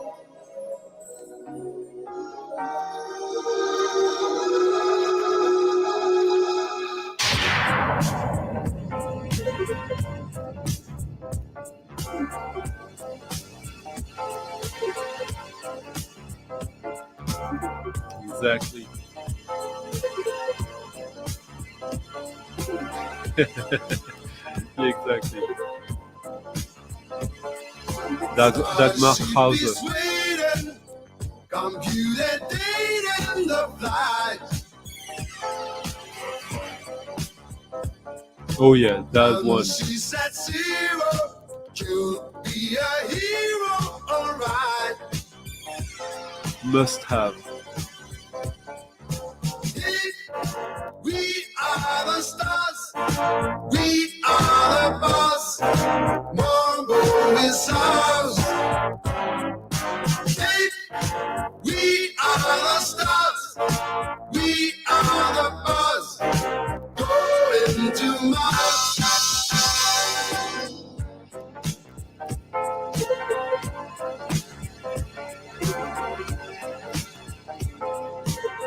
Stars and Bars, Swedish duo. I think it's the only EP they did. The track is called Stars and Bars.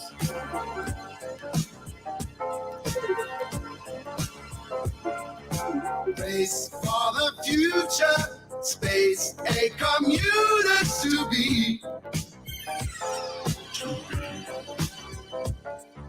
Systems The original is super expensive of that one, but there's a bootleg that is quite cheap.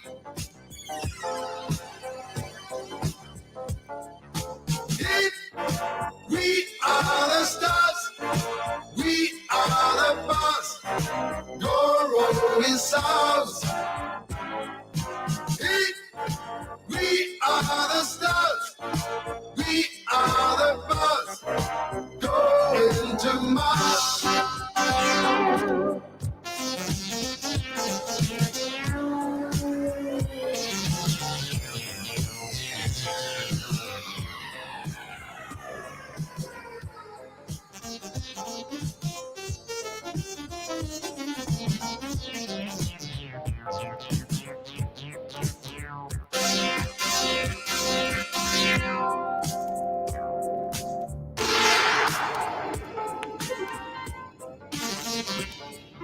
Body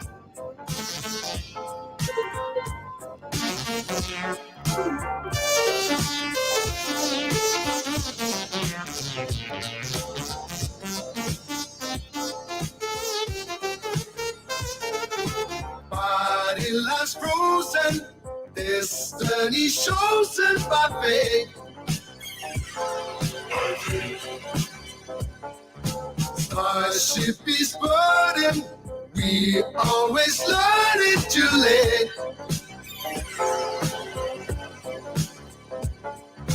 Hey, we are the stars, we are the buzz, tomorrow was ours. Hey, we are the stars, we are the buzz, going to Mars. Hey, we are the stars, we are the buzz, tomorrow was ours. Hey, we are the stars, we are the buzz, going to Mars.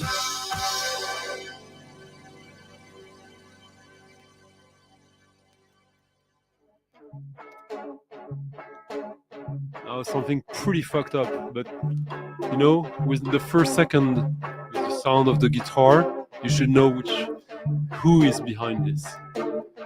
Such a typical sound. Yes.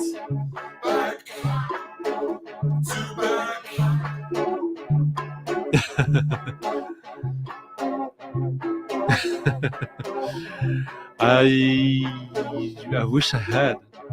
I'm sure I would kill it.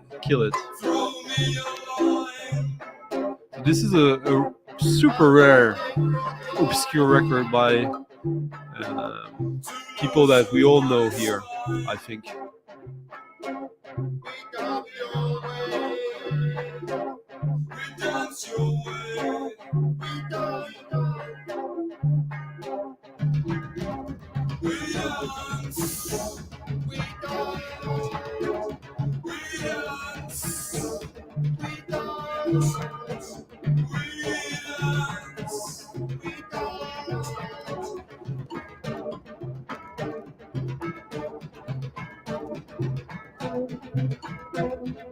I'm on the track, cut down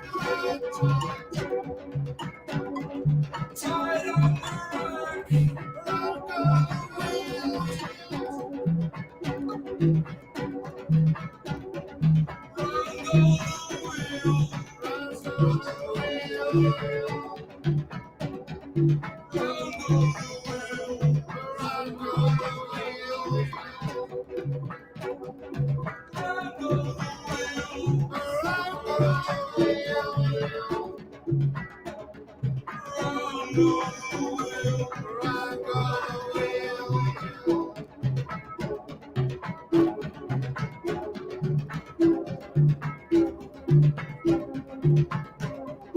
Let's go your way. Let's go. We shall. Well, first, so this is PO, which is basically Wire. It's AC Marias, Graham Lewis, Rose Gilbert, and a couple of other dudes.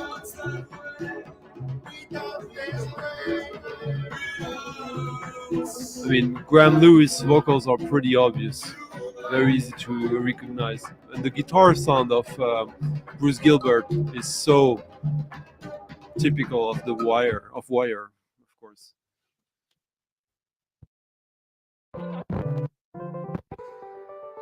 But it's really a difficult album. It's one I was after for a long time, and I almost considered like, no, this is too weird. Yeah, me saying that. Well, I had it in my hands in the bush, and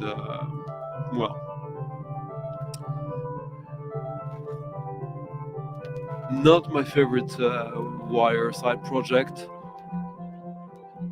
the one I hope will grow on me.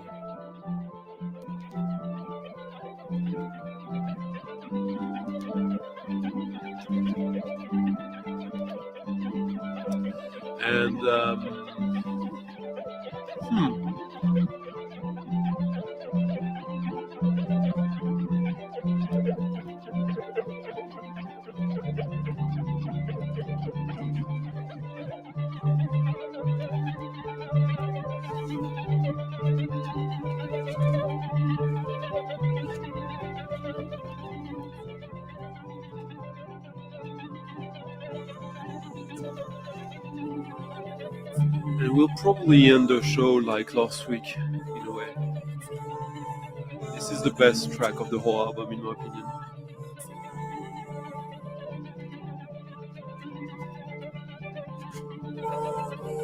Well, if you like Dome, Wire, of course it sounds familiar, because it's the same people, so the same sound.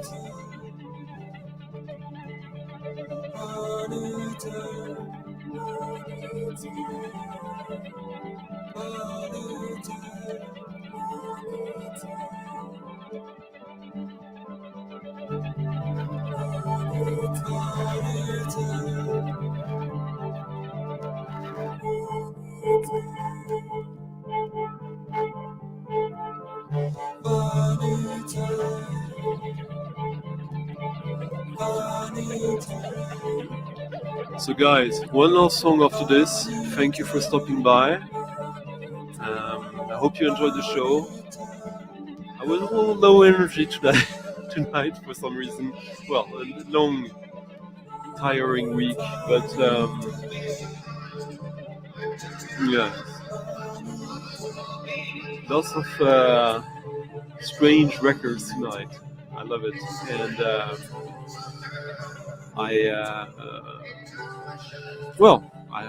just hope it was that you guys found something to your liking, and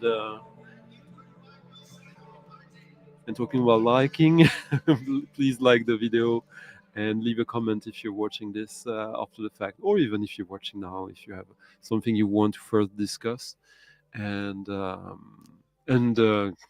leave a tip if you can in the coffee jar in the description of the video.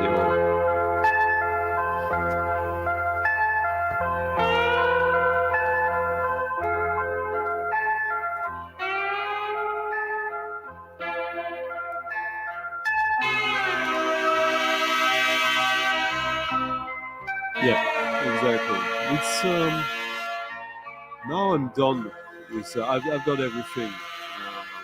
I was after, apart from one 7-inch or two of something. But yeah, Wire between 79 and 89. I mean, I know people love the two first albums. I don't, but yeah, it is what it is. Yeah.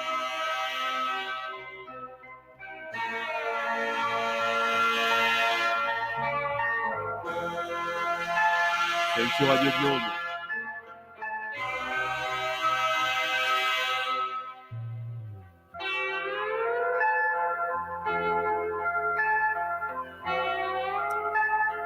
These B-sides of the Spaceman Free EPs and singles, and also the design. See? Normal, huh?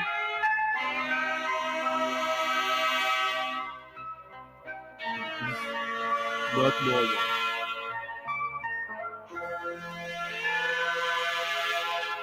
We're listening to Soul 1.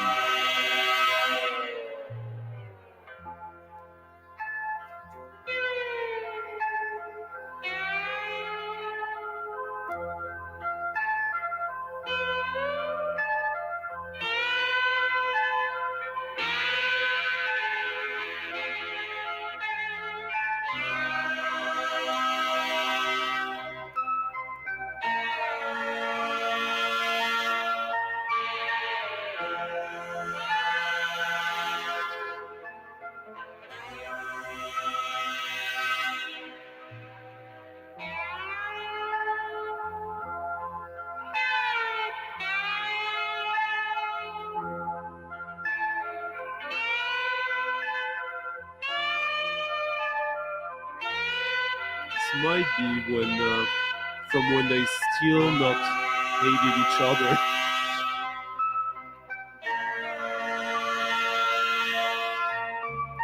Thank you, Thomas. Thank you, Dory.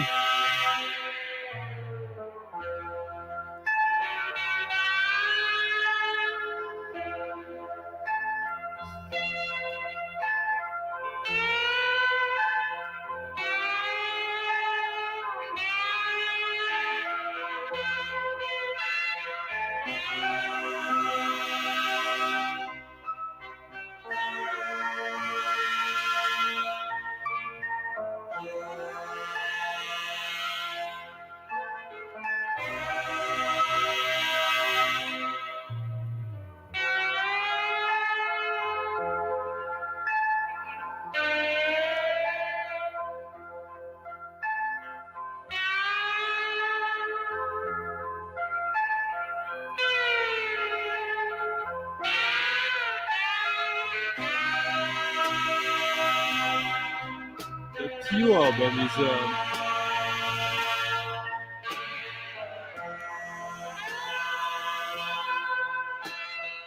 doesn't say here. Oh, sorry, 83.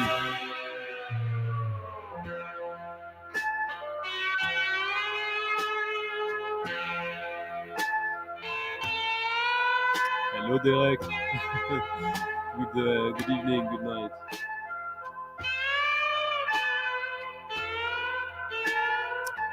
Gracias, Marcos.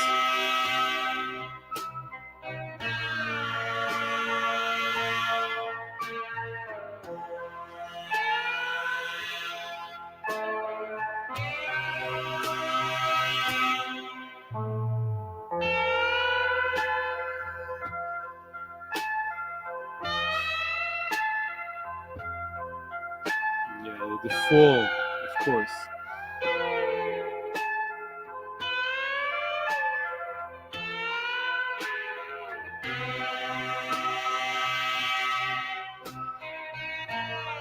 I played a DJ before the Fall once. It was an interesting experience.